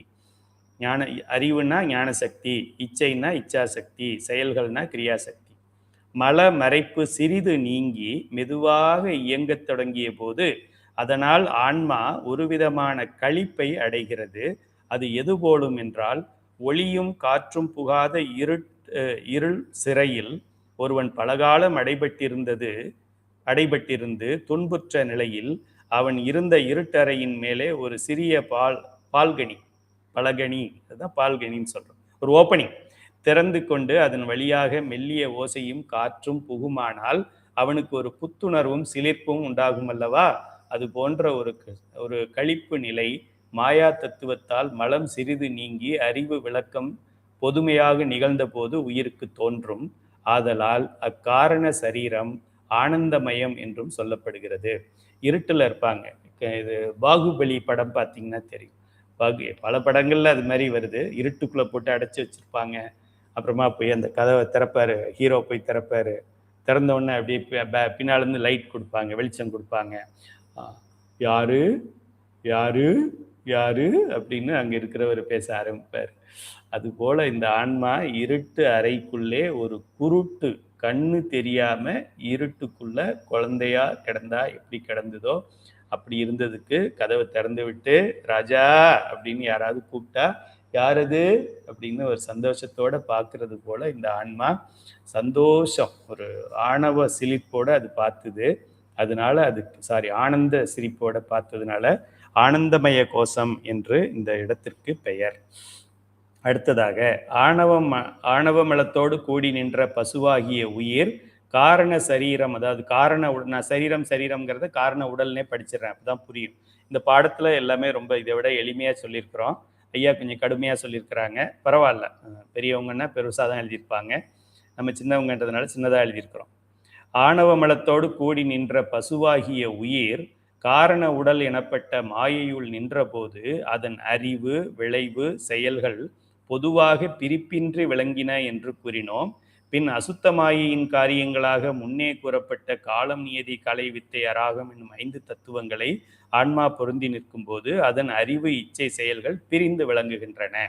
இது இந்த காலம் நியதி கலை சேர்ந்ததுனால ஆன்மாவுக்கு இச்சாசக்தி கிரியாசக்தி ஞானசக்தி புதிதாக தோன்றவில்லை, ஏற்கனவே அது சூக்குமமாக இருந்தது, இது சேர்ந்ததுனால விரிவாயிருக்கு. ஏன் சர்க்காரியவாதம் கேள்வி கேட்கும், எதையாவது நம்ம பாட்டுக்கு எழுதிக்கிட்டே போனோம், கற்பனை பண்ணி சொல்லிக்கிட்டே போனோம், இதுதான் எங்கள் சமயம்னு சொன்னோன்னா மற்ற இயேசுநாதர் என்ன சொல்றாரு, கிறிஸ்தவர்கள் என்ன சொல்லுவாங்க, இஸ்லாமியர்கள் இதை படித்தா என்ன சொல்லுவாங்க, அந்த கவலையெல்லாம் நமக்கு இல்லை. சர்க்காரியவாதம் என்ன சொல்லும், இந்த உயிருக்கு இப்போ ஆசை வந்துருச்சு அப்படின்னா இல்லது தோன்றாது கண்ணா, எப்படி தோன்றுச்சு அப்படி சர்க்காரியவாதம் கேட்கும். வீட்டுக்கு முதல்ல பதில் சொல்லணும், வெளியில இருக்கவனுக்கெல்லாம் ஈஸியா பதில் சொல்லிடலாம், வீட்டுக்காரமாவுக்கு சொல்ல முடியாது. அது போலதான் இந்த சர்க்காரியவாதம் நமக்கு அங்கங்க தலையில கொட்டு வச்சு கேட்கும். எப்படி தோன்றும், இல்லது தோன்றாது.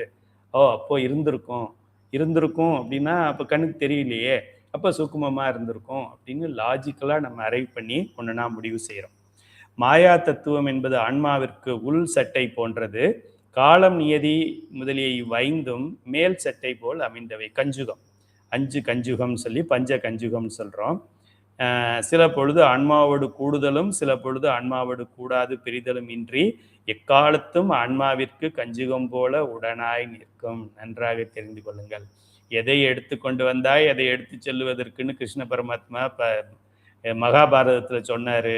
ஏன் சொன்னாரு, இப்ப நம்ம எடுத்துக்கிட்டு போறதெல்லாம் அவருக்கு தெரியாது, அவரோட கண்ட்ரோல்ல கிடையாது. அதை சொன்னா மாணவன் புரிஞ்சுக்க மாட்டான். நீ எதை கொண்டு வந்தாய், நீ சஞ்சிதத்தை கொண்டு வந்தாய், பிராரத்தத்தை கொண்டு வந்தாய், நீ ஆகாமியத்தை எடுத்து செல்வாயின்னு போஸ்டர் போட்டிருந்தாங்கன்னு வச்சுக்கோங்க.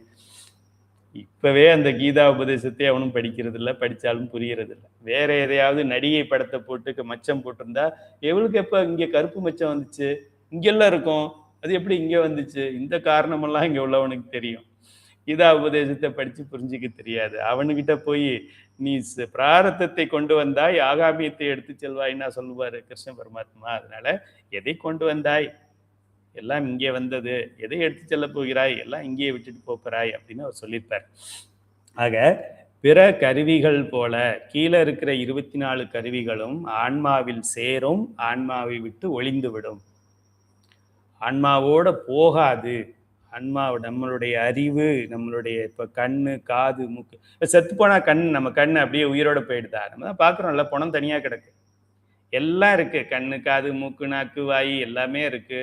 பஞ்சபூதங்கள் இருக்கு, கால் இருக்கு, கை இருக்கு, வாய் இருக்கு, எருவாய் இருக்கு, கருவாய் இருக்கு. எருவாய் எரு தள்ள மாட்டேங்குது, கருவாய் கருத்தரிக்க மாட்டேங்குது. ஏன்? உயிர் என்ற ஒன்று அதில் இல்லாதது. மற்றதெல்லாம் இருக்கு. உயிர் இந்த 24 தத்துவங்களையும் தூக்கி போட்டு போயிடும். ஆனால் மேலே இருக்கிற 7 தத்துவங்களை தூக்கி போட்டு போகாது. ஏன்னா அது சேர்த்து கட்டி வச்சிருக்கிறார் இறை. அதனால அதுக்கு பேர் கஞ்சுகம் என்று பெயர். சேர்ந்தே இருக்கிறதுனால கஞ்சுகம் என்று பெயர். அந்த கஞ்சுகத்தில் தான் காலம், நியதி, கலை, வித்தை, அராகம் அப்படின்னு பஞ்ச கஞ்சுகங்கள் சேர்க்கப்படுகிறது. அப்படி சேர்க்கிற அந்த கஞ்சுகத்துக்கு பெயர் செல்வரதி அம்மாவோட பையன் நமக்கு டப்பா வாங்கி கொடுத்துருக்காரு.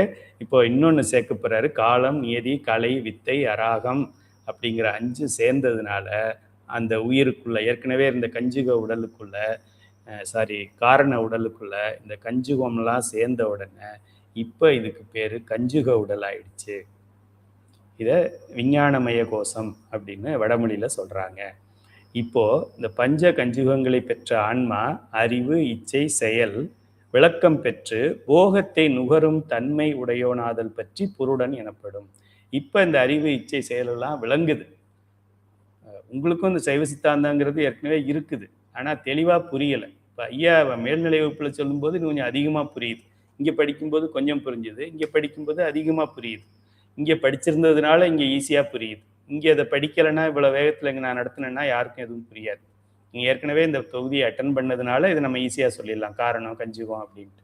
அதுபோல் ஏற்கனவே இது ஆன்மாவோடு இருந்ததுனால இந்த காலம், நியதி, கலையெல்லாம் சேர்ந்த உடனே இது நல்லா வெளிப்பட்டு பெருசாக தோன்றுகிறது. அது அந்த நிலைக்கு பெயர் புருடன் என்று பெயர். இந்த நிலைக்கு பெயர் புருடன். இதுக்கு முன்னால் ஒரு நிலை இருந்தது, அதுக்கு புருடன்னு பேர் இல்லை. இதுக்கப்புறம் பல நிலைகள் வரப்போகுது, இதுக்கெல்லாம் புருடன்னு பேர் இல்லை. இந்த நிலை செகண்ட் ஸ்டேஜ், 2வது ஃப்ளோருக்கு புருடன் என்று பெயர். தெய்வானைன்னு இருக்காங்கம்மா, அவங்கள குரூப்லேருந்தே எடுத்துருங்கம்மா. மழை இருளில் இந்த பஞ்ச கஞ்சியங்களை பெற்ற ஆன்மா அறிவு, இச்சை, செயல்கள் விளங்க பெற்று போகத்தை நுகரும் தன்மை உடையோனாதல் பற்றி புருடன் எனப்படும். இந்த நிலைக்கு பெயர் புருடன். மாயை முதல் புருடன் வரை கூறப்பட்ட இத்தத்துவம் 7ம் வித்யா தத்துவம் எனப்படுகின்றன. மலை இருளில் அழுந்தி குருடனைப் போல கிடந்த ஆன்மாவிற்கு அதன் அறிவு, இச்சை, செயல்களாகி எழுப்பி உலக நுகர்ச்சியில் நோக்கு உடையோனாக செய்யும் கருவிகளே இவ்வித்யா தத்துவங்கள் என்பது இனிதே விளங்கும். வித்யா தத்துவம் எதுக்கு? இந்த நம்ம உதாரணத்தில் சொல்லியிருக்கிறோம். அந்த நல்லவர் கிராமத்துக்கு போகிறாரு, அங்கே போய் எல்லாரையும் முதல்ல படிங்க படிங்க படிங்க படிங்க படிங்க படிங்க, பள்ளிக்கூடம் கட்ட போகிறோம், இலவசமாக படிங்க, கையில் அறக்கட்டளை மாதிரியே தான் அவரும் பண்ணியிருக்கிறார். உங்களுக்கு அறக்கட்டளை வச்சுருக்குறோம், குரூப் வச்சுருக்குறோம், ஜாயின் பண்ணுங்க, படிங்க, தேர்வு இலவசமாக வைக்கிறோம், இப்போ ஆன்லைன் கிளாஸு இலவசமாக நடத்துகிறோம், சர்டிஃபிகேட்டு இலவசமாக தர்றோம், நேர்முக தேர்வு இலவசமாக வைக்கிறோம். ஆனால் ஒரு ஹால் டிக்கெட்டுக்கு கூட 100 ரூபா வாங்குறது இல்லை, நம்ம சர்டிஃபிகேட்டுக்கு கூட ஒரு 500 ரூபா வாங்குறது இல்லை. ₹1 ஃபீஸ் இல்லாமல் இந்த பாடத்தை நடத்துகிறோம், படிங்க படிங்க படிங்கன்னு சொல்லி சேர்த்து இப்போ புருடன்கிற நிலைக்கு கொண்டு வந்துட்டாங்க. இப்போ அடுத்ததாக மூல பிரகிருதி என்பது மேற்கூறிய வித்யா தத்துவங்கள் 7னுள் கலை என்னும் தத்துவத்திலிருந்து தோன்றிய ஒரு காரிய பொருளாகும். அது இதில் போட்டிருக்க படத்தில் நம்ம காமிச்சிருக்கிறோம். கலையிலிருந்து ஒரு கோடு எடுத்து மூல பிரகிருதிங்கிறத வரைஞ்சிருப்போம். இதில் இந்த முக்குண வடிவானது 3 குணங்களை கொண்டது. இந்த 3 குணங்கள் எதுன்னா சாத்வீகம், ராஜசம், தாமசம். இம்முக்குணங்களும் சிறிதும் வெளிப்படாது நுட்பமாய் நின்ற நிலையே மூல பிரகிருதி ஆகும். மூல பிரகிருத்தில இந்த குணங்கள் எல்லாம் இருக்குது. முக்குணங்களும் வெளிப்பட்டு விளங்கி நிற்கும் நிலையில் குண தத்துவம் என பெயர் பெறும். அந்த அந்த புருடனோட இந்த குணங்கள் சேர்ந்தோடனே இன்னும் நமக்கு அறிவு விளக்கம் ஜாஸ்தி ஆகிடுது, ஆசை ஜாஸ்தி ஆகுது, செயல்படணுங்கிற வேகம் அதிகமாகுது. ஸோ ஒரு பூஸ்ட் சாப்பிட்ட மாதிரி இருக்குது. நம்ம ஊரில் டாஸ்மாக் கடைக்கு போயிட்டு வந்த பிறகு ஒருத்தன் அப்படியே வீரமானி, அதுக்கு முன்னால் அப்படியே என்ன சொல்கிறது, ஒரு முயல் மாதிரி நடந்து போவோம், வரும்போது சிங்கம் மாதிரி வருவோம். உள்ள சாராயம் போயிருக்கு. அந்த அரசியல்வாதிகள்லாம் இவ்வளோண்டு ஒரு 120 mlக்கு 360 ரூபாய் சம்பாதிக்கிறாங்க. இவன் நாள் ஃபுல்லாக காலையிலேருந்து சாயங்காலம் வரைக்கும் கஷ்டப்பட்டு உழைச்சது. இவனுடைய மனைவி களை வெட்டி அங்கே 100 நாள் வேலை வாய்ப்பு அதிலெல்லாம் வந்தது. எல்லா பணத்தையும் எடுத்துக்கிட்டு போய் அந்த அந்த அரசாங்க பினாமிகளுக்கு கொடுத்துட்டு குடிச்சிட்டு ரோட்டில் படுத்து கிடப்பான். அவன் அங்கேயே படுத்துக்கிறதே நல்லது. இங்கே வந்தான்னா என்ன தாண்டவம் ஆடுவான்னு தெரியாது. பக்கத்து வீட்டில் எல்லாரும் அசிங்கமாக பார்ப்பாங்க. காலேஜுக்கு போகிற பொண்ணு கல்யாணத்துக்கு தயாராக இருக்குது, இந்த கூத்தெல்லாம் இங்கே வர வேண்டாம், அவன் எங்கேயாவது கிடந்துட்டு காலையில் வந்தால் போகிறோன்னு பல பெண்கள் வீட்டில் இந்த ஏண்டா சாயங்காலம் வருது, ஏண்டா இந்த கடை திறந்துருக்குன்னு சொல்லி தாலியை கையில் பிடிச்சிக்கிட்டு எல்லாரும் கூட்டு வழிபாடு பண்ணிக்கிட்டு இருக்கிறாங்க. இந்த அரசாங்கம் மாறினா தான் இந்த நிலை மாறும். இதுவரையில் நாம் பார்த்த காரண சரீரம், கஞ்சுக சரீரம், குண சரீரம் ஆகிய மூன்றையும், இப்போ 2 சரீரத்திலிருந்து 3வது சரீரம் குண சரீரம்னு ஒன்று கூடியிருக்கு. இப்போ நிறைய கருவிகள் எக்ஸ்ட்ரா ஆயிடுச்சு, சைஸ் பெருசாகிக்கிட்டே போகுது பாருங்க. இதுவரையில் சரி, மிக நுண்ணுடம்பை பெறுதலினால் உயிர் ஒன்றை அறிதற்கும் விளைதற்கும் செய்தற்கும் தகுதி பெறுகிறதே அன்றி செயல்படாது. இப்போ எல்லாமே எல்லாம் ப்ரோக்ராம் தான் ரெடி ஆயிருக்கு, இன்னும் செயல்பட முடியாது. அதன் பின் நுண்ணுடம்பாகிய சூக்கும சரீரத்தையும் பரு உடம்பாகிய தூள சரீரத்தையும் பெறும்போதே உயிர் நல்லனவும் தீயனவும் ஆகிய வினைகளை இந்த நிலையில வினை ஈட்டுதல்ங்கிறது கிடையாது. சூக்கும சரீரம் வரைக்கும் கூட வினைகள் கிடையாது. அதனாலதான் வள்ளுவர் சொல்றாரு, பிறப்புக்கும் எல்லா உயிர்க்கும். இந்த சூக்கும சரீரம் வரை எல்லா உயிர்களுக்கும் தத்துவங்கள் எல்லாம் கரெக்டாக தான் சேர்க்கப்படுகிறது. அதுக்கப்புறம் தான் உடல் மாறுபாடுங்கிறது அதுக்கப்புறம் தான் நடக்குது. ஏன்னா பிரம்மாவோட வேலை அப்புறம் தான் ஸ்டார்ட் ஆகுது. திருமாலோட வேலை கொஞ்சம் முன்னாடியே ஸ்டார்ட் ஆயிடுச்சு. 3வது உடல்ல இருந்து பிரம்மாவோட வேலை, பெருமாளோட வேலை ஆரம்பிச்சிருது. 3வது உடல், 4வது உடல், 5வது உடல், அது 3ம் அவரோட கண் பார்வையில நடக்குது. அதுல பிரம்மன் பின்னாடி தான் வர்றாரு. 4வது உடல் போக 5வது உடலை படைக்கும் பொழுதுதான் பிரம்மா உள்ளுக்குள்ள வர்றாரு. இனி சூக்கும சரீரமும் தூள சரீரமும் எவ்வாறு அமையும் என்பதை கூறுவோம். மூல பிரகிருத்தியில் தோன்றும் தத்துவங்கள் 24 ஆகும். அவை அந்தக்கரணம் 4, ஞானேந்திரியங்கள் 5, கண்மேந்திரியங்கள் 5, தன்மாத்திரைகள் 5, பூதங்கள் 5 என்பனவாகும். இவ் 24 கருவிகளும் ஆன்ம தத்துவங்கள் என்று சொல்லப்படும். இவற்றுள் 8 தத்துவங்கள் சூக்கும சரீரமாய் அமையும். அவை ஓசை, ஊறு, ஒளி, சுவை, நாற்றம் என்னும் தன்மாத்திரையும் புத்தி, அகங்காரம். அடுத்த உடல் நமக்கு சேரப்போகுது. இப்போ இது புரியட்ட காயம் வரப்போகுது. புத்தி, அகங்காரம், மனம் என்னும் அந்தக்கரணம் 3 ஆகும். அந்தக்கரணம் 4னுள் மேல் நிற்பதாகிய சித்தம், சித்தம் தான் அந்த குணத்துக்கு இடமாக இருக்குது, நம்ம படிச்சிருக்கோம். மேல் நிற்பதாகிய சித்தம் பரசரீர பகுதியாய் அமையும் என்று மேலே கூறினோம். அதனால் அது நீங்கிய ஏனை 3மே சூக்கும சரீர பகுதியாயின என்பதை அறிதல் வேண்டும். புரியட்ட காயத்துல 5 தன்மாத்திரைகள், ஓசை, ஊறு, ஒளி, சுவை, நாற்றம், இந்த 5ம். அது போக அந்த கரணங்கள்ல சித்தம் ஏற்கனவே இந்த உடல்லையே சித்தம் சேர்ந்துருச்சு. அதனால இந்த உடலுக்கு சித்தம் கிடையாது. இங்க ஒரு தத்துவத்தை ஒரு தடவை தானே பயன்படுத்த முடியும். ஆக மீதி என்ன இருக்கு? மனம், புத்தி, அகங்காரம், அதுவும் தன்மாத்திரைகளும் சேர்ந்த 8 புரியட்ட காயம் சேர்ந்த பிறகு ஆன்மா இப்படி சூக்கும உடலை பெறுகிறது. இவ்வெட்டும் தம்முள் முறுக்குண்டு நிற்றல் பற்றி பெயராயிற்று. புரி, அட்ட, காயம். புரினா முறுக்கம், அட்டனா 8, காயம்னா உடல்கள், கருவிகள். இது 8ம் ஒன்னோட ஒன்னா முறுக்கி தனியா பிரிக்க முடியாத அளவுக்கு ஒன்னா சேர்ந்திருக்குது. இந்த இடத்திற்கு பெயர் பிராணமய கோஷம் அல்லது சூக்கும உடல் என்று பெயர். இனி சூக்கும சரீரத்தில் நின்று பரு உடம்பாகிய தூள சரீரம் தோன்றும். பூதங்கள் 5, ஞானேந்திரியங்கள் 5, கண்மேந்திரியங்கள் 5 என்னும் 15 தத்துவங்கள் இப்போ புதுசா இறைவன் சேர்க்கிறாரு. இது சேர்த்த பிறகுதான் இது தூள சரீரமாகிறது. உண்மையில் பூதங்களே என்பு, தோல், சதை, நரம்பு, குருதி முதலியனவாக பரிணமித்து தூள தேகம் உண்டாகும். அடுத்த வகுப்புல நம்ம சைவ சித்தாந்த சுடர்ல இதை தாத்வீகங்கள் அப்படின்னு சொல்லி அந்த அழகுல நம்ம பார்த்துருக்குறோம். நீர் என்ற தத்துவம் உடம்புல நீர் என்னென்னவா இருக்கு? நீர் என்ன இருக்கு? நம்முடைய இரத்தம், அதுவும் ஒரு திரவம் தான். நம்மளுடைய சிறுநீர், இரத்தம், கண்ணீர், இது மாதிரி நீர் 5 வகையாக இருக்கிறது. நிலம் 5 வகையாக இருக்கிறது. எலும்பு, தோல், முடி, அதுபோல நெருப்பு 5 வகை நெருப்பு இருக்கிறது. உடல் நெருப்பு, இதய நெருப்பு, இதயச்சூடு, உடல் சூடு, வயிற்றுச்சூடு, அப்படி எல்லாம் கண் சூடு, அப்படி 5 இருக்கு. ஒன்னொன்னும் இந்த 5 தத்துவங்களும் பல்வேறு தாத்வீகங்களாக உடலில் இறைஞ்சு இது பரு உடல் அல்லது தூள உடல் என்று அழைக்கப்படுகிறது. மேல் கூறிய 5 உடம்புகளையும் காரண சரீரம் முதலான பெயர்களால் குறிப்பிடும் முறை ஆகமங்களில் காணப்படுவது. அவற்றை 5 கோஷங்களாக கூறும் முறை உபநிடதங்களில் காணப்படுவது. கோஷம் என்பதற்கு உரை என்பது பொருள். இவ்வுடம்புகள் உரை போல ஆன்மாவை உரை மாதிரி தானே ஆயிருக்கு. முதல்ல ஒன்று போட்டோம், அப்புறம் இன்னொரு லேயர் அப்படியே சுற்றி இப்போ நம்ம இதை ஒரு டேப் வச்சு சுற்றி இருந்தால் எப்படி சுற்றிருப்போம். முதல்ல ஒரு கம்பியை கொடுத்து இவ்வளோ பெருசாக டேப்பை சுற்றுப்பானா எப்படி சுற்றிருப்போம். அது போல சுற்றி இது வந்திருக்கிறதுனால இதுக்கு கோஷம் என்று பெயர். இப்போ காரண சரீரம்ங்கிறத உடல்னு மாற்றிக்கங்க. காரண உடலை ஆனந்தமய கோஷம்னு சொல்கிறோம். கஞ்சுக உடலை விஞ்ஞானமய கோஷம்னு சொல்கிறோம். குண உடலை மனோமய கோஷம். சூக்ம உடலுக்கு பிராணமய கோஷம் என்று பெயர். தூள உடலுக்கு அன்னமய கோஷம். ஏன்னா இதுக்கு உணவு தேவை. அது இட்லியோ சப்பாத்தியோ தோசையோ ஆடோ மாடோ கோழியோ எறும்போ பாம்போ கழுதையோ குதிரையோ எந்த உயிரினமோ ஏதோ ஒன்றை சேர்த்து அதுக்கு சாப்பிட வேண்டியது இருக்கு. அதனால இதுக்கு அன்னமய கோஷம் என்று பெயர். ஆன்மா விழிப்பு நிலையில் இவ்5 சரீரங்களோடும் பொருந்தி இருக்கும். கனவு நிலையில் தூள சரீரத்தை விடுத்து தூக்கும சரீரம் ஆகிய 4 சரீரங்களை பொருந்தி இருக்கும். அதை எங்க தனியா சொல்றாங்கன்னு நினைக்கிறேன் ஐயா. சரி, நான் சொல்லிடுறேன். ஆன்மா விழிப்பு நிலையில் 5 சரீரங்கள், உடல்ல 5, நிக்கிற இடம் நெத்தி புருவம், அங்க நிற்கும்.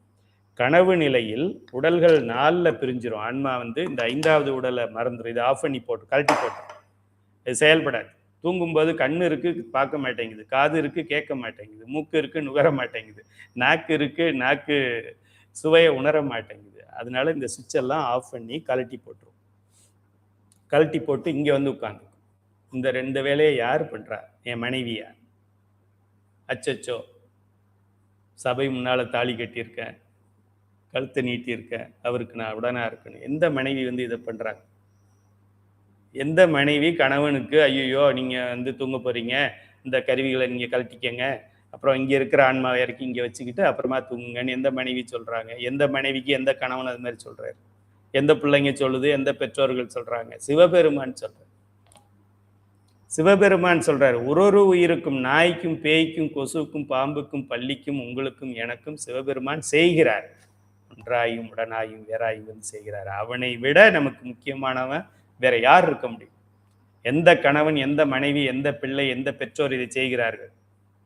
உனக்கு என்ன ஓய்வு தேவை?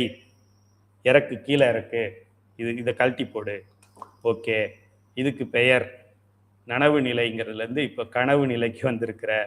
கனவு நிலையிலிருந்து இதையும் கொஞ்சம் கழட்டு, இதெல்லாம் எடுத்து வெளில போட்டுட்டு இப்போ நம்ம வேலைக்கு போயிட்டு வந்தோம்னா அந்த ட்ரெஸ் எல்லாம் கழட்டிட்டு வேற ட்ரெஸ் சேஞ்ச் பண்றோம். அது போல கழட்டி போடு. இப்போ இங்க இருக்கிறத எடுத்து இங்கே வச்சுக்க. அதுக்கப்புறம் இதையும் கழட்டிட்டு இங்க இருக்கிறத எடுத்து தொப்புளுக்கு கொண்டு போயிடு. தொப்புளுக்கு இறக்கி கொடுக்குறாரு அவரே. நமக்கு என்ன அறிவு இருக்கு? தொப்புளுக்கு இறக்கணும்னு உங்களுக்கு எனக்கு என்ன தெரியும்? அதுவா இறங்குது. அதுவா எப்படி இறங்கும்? சிவபெருமான் ஒன்றாயும் உடனாயும் இருந்து நகர்த்துறதுனால இயங்குது. அதுவா எப்படி உயிர்? ஐயோ, நீங்க இப்ப 5 உடலோட இருக்கீங்களா? சுச்சோ, அப்ப நான் மேலேயே இருக்கிறேன்ப்பா, நீங்க எப்ப கீழே போறீங்கன்னு சொல்லுங்க, நானும் உங்களோட சேர்ந்து வந்துடுறேன் அப்படி சொல்லுமா உயிர்? தத்துவங்கள் அப்படி பேசிக்குமா? சிவபெருமான் செய்யற வேலை இதெல்லாம். நம்ம கேட்காமலே, நம்ம பார்க்காமலே, நம்ம தூங்கினாலும் அவன் தூங்குறது கிடையாது. நம்ம முழிச்ச உடனே திரும்ப எல்லாத்தையும் ஆன் பண்ணி கொடுக்கணும்.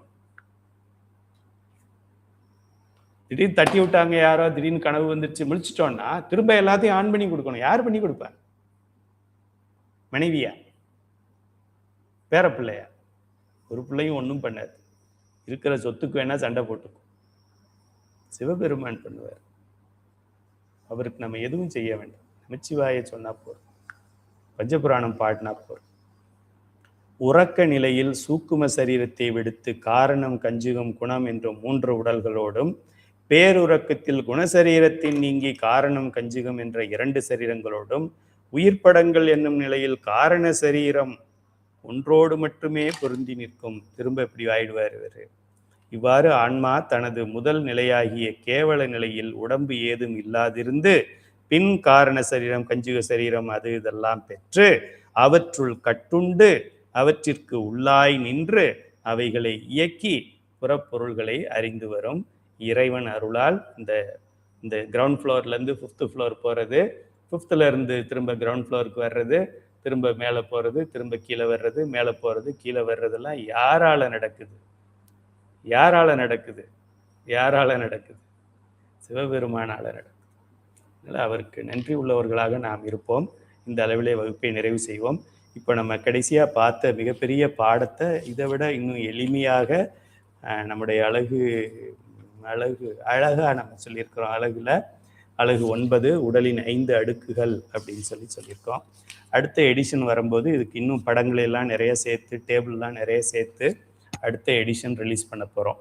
ஸோ அது அந்த அழகில் இருக்கிற 9 தான் இந்த கடைசி 179வது கேள்வி. பெரிய பதில். ஒரு அழகே இது.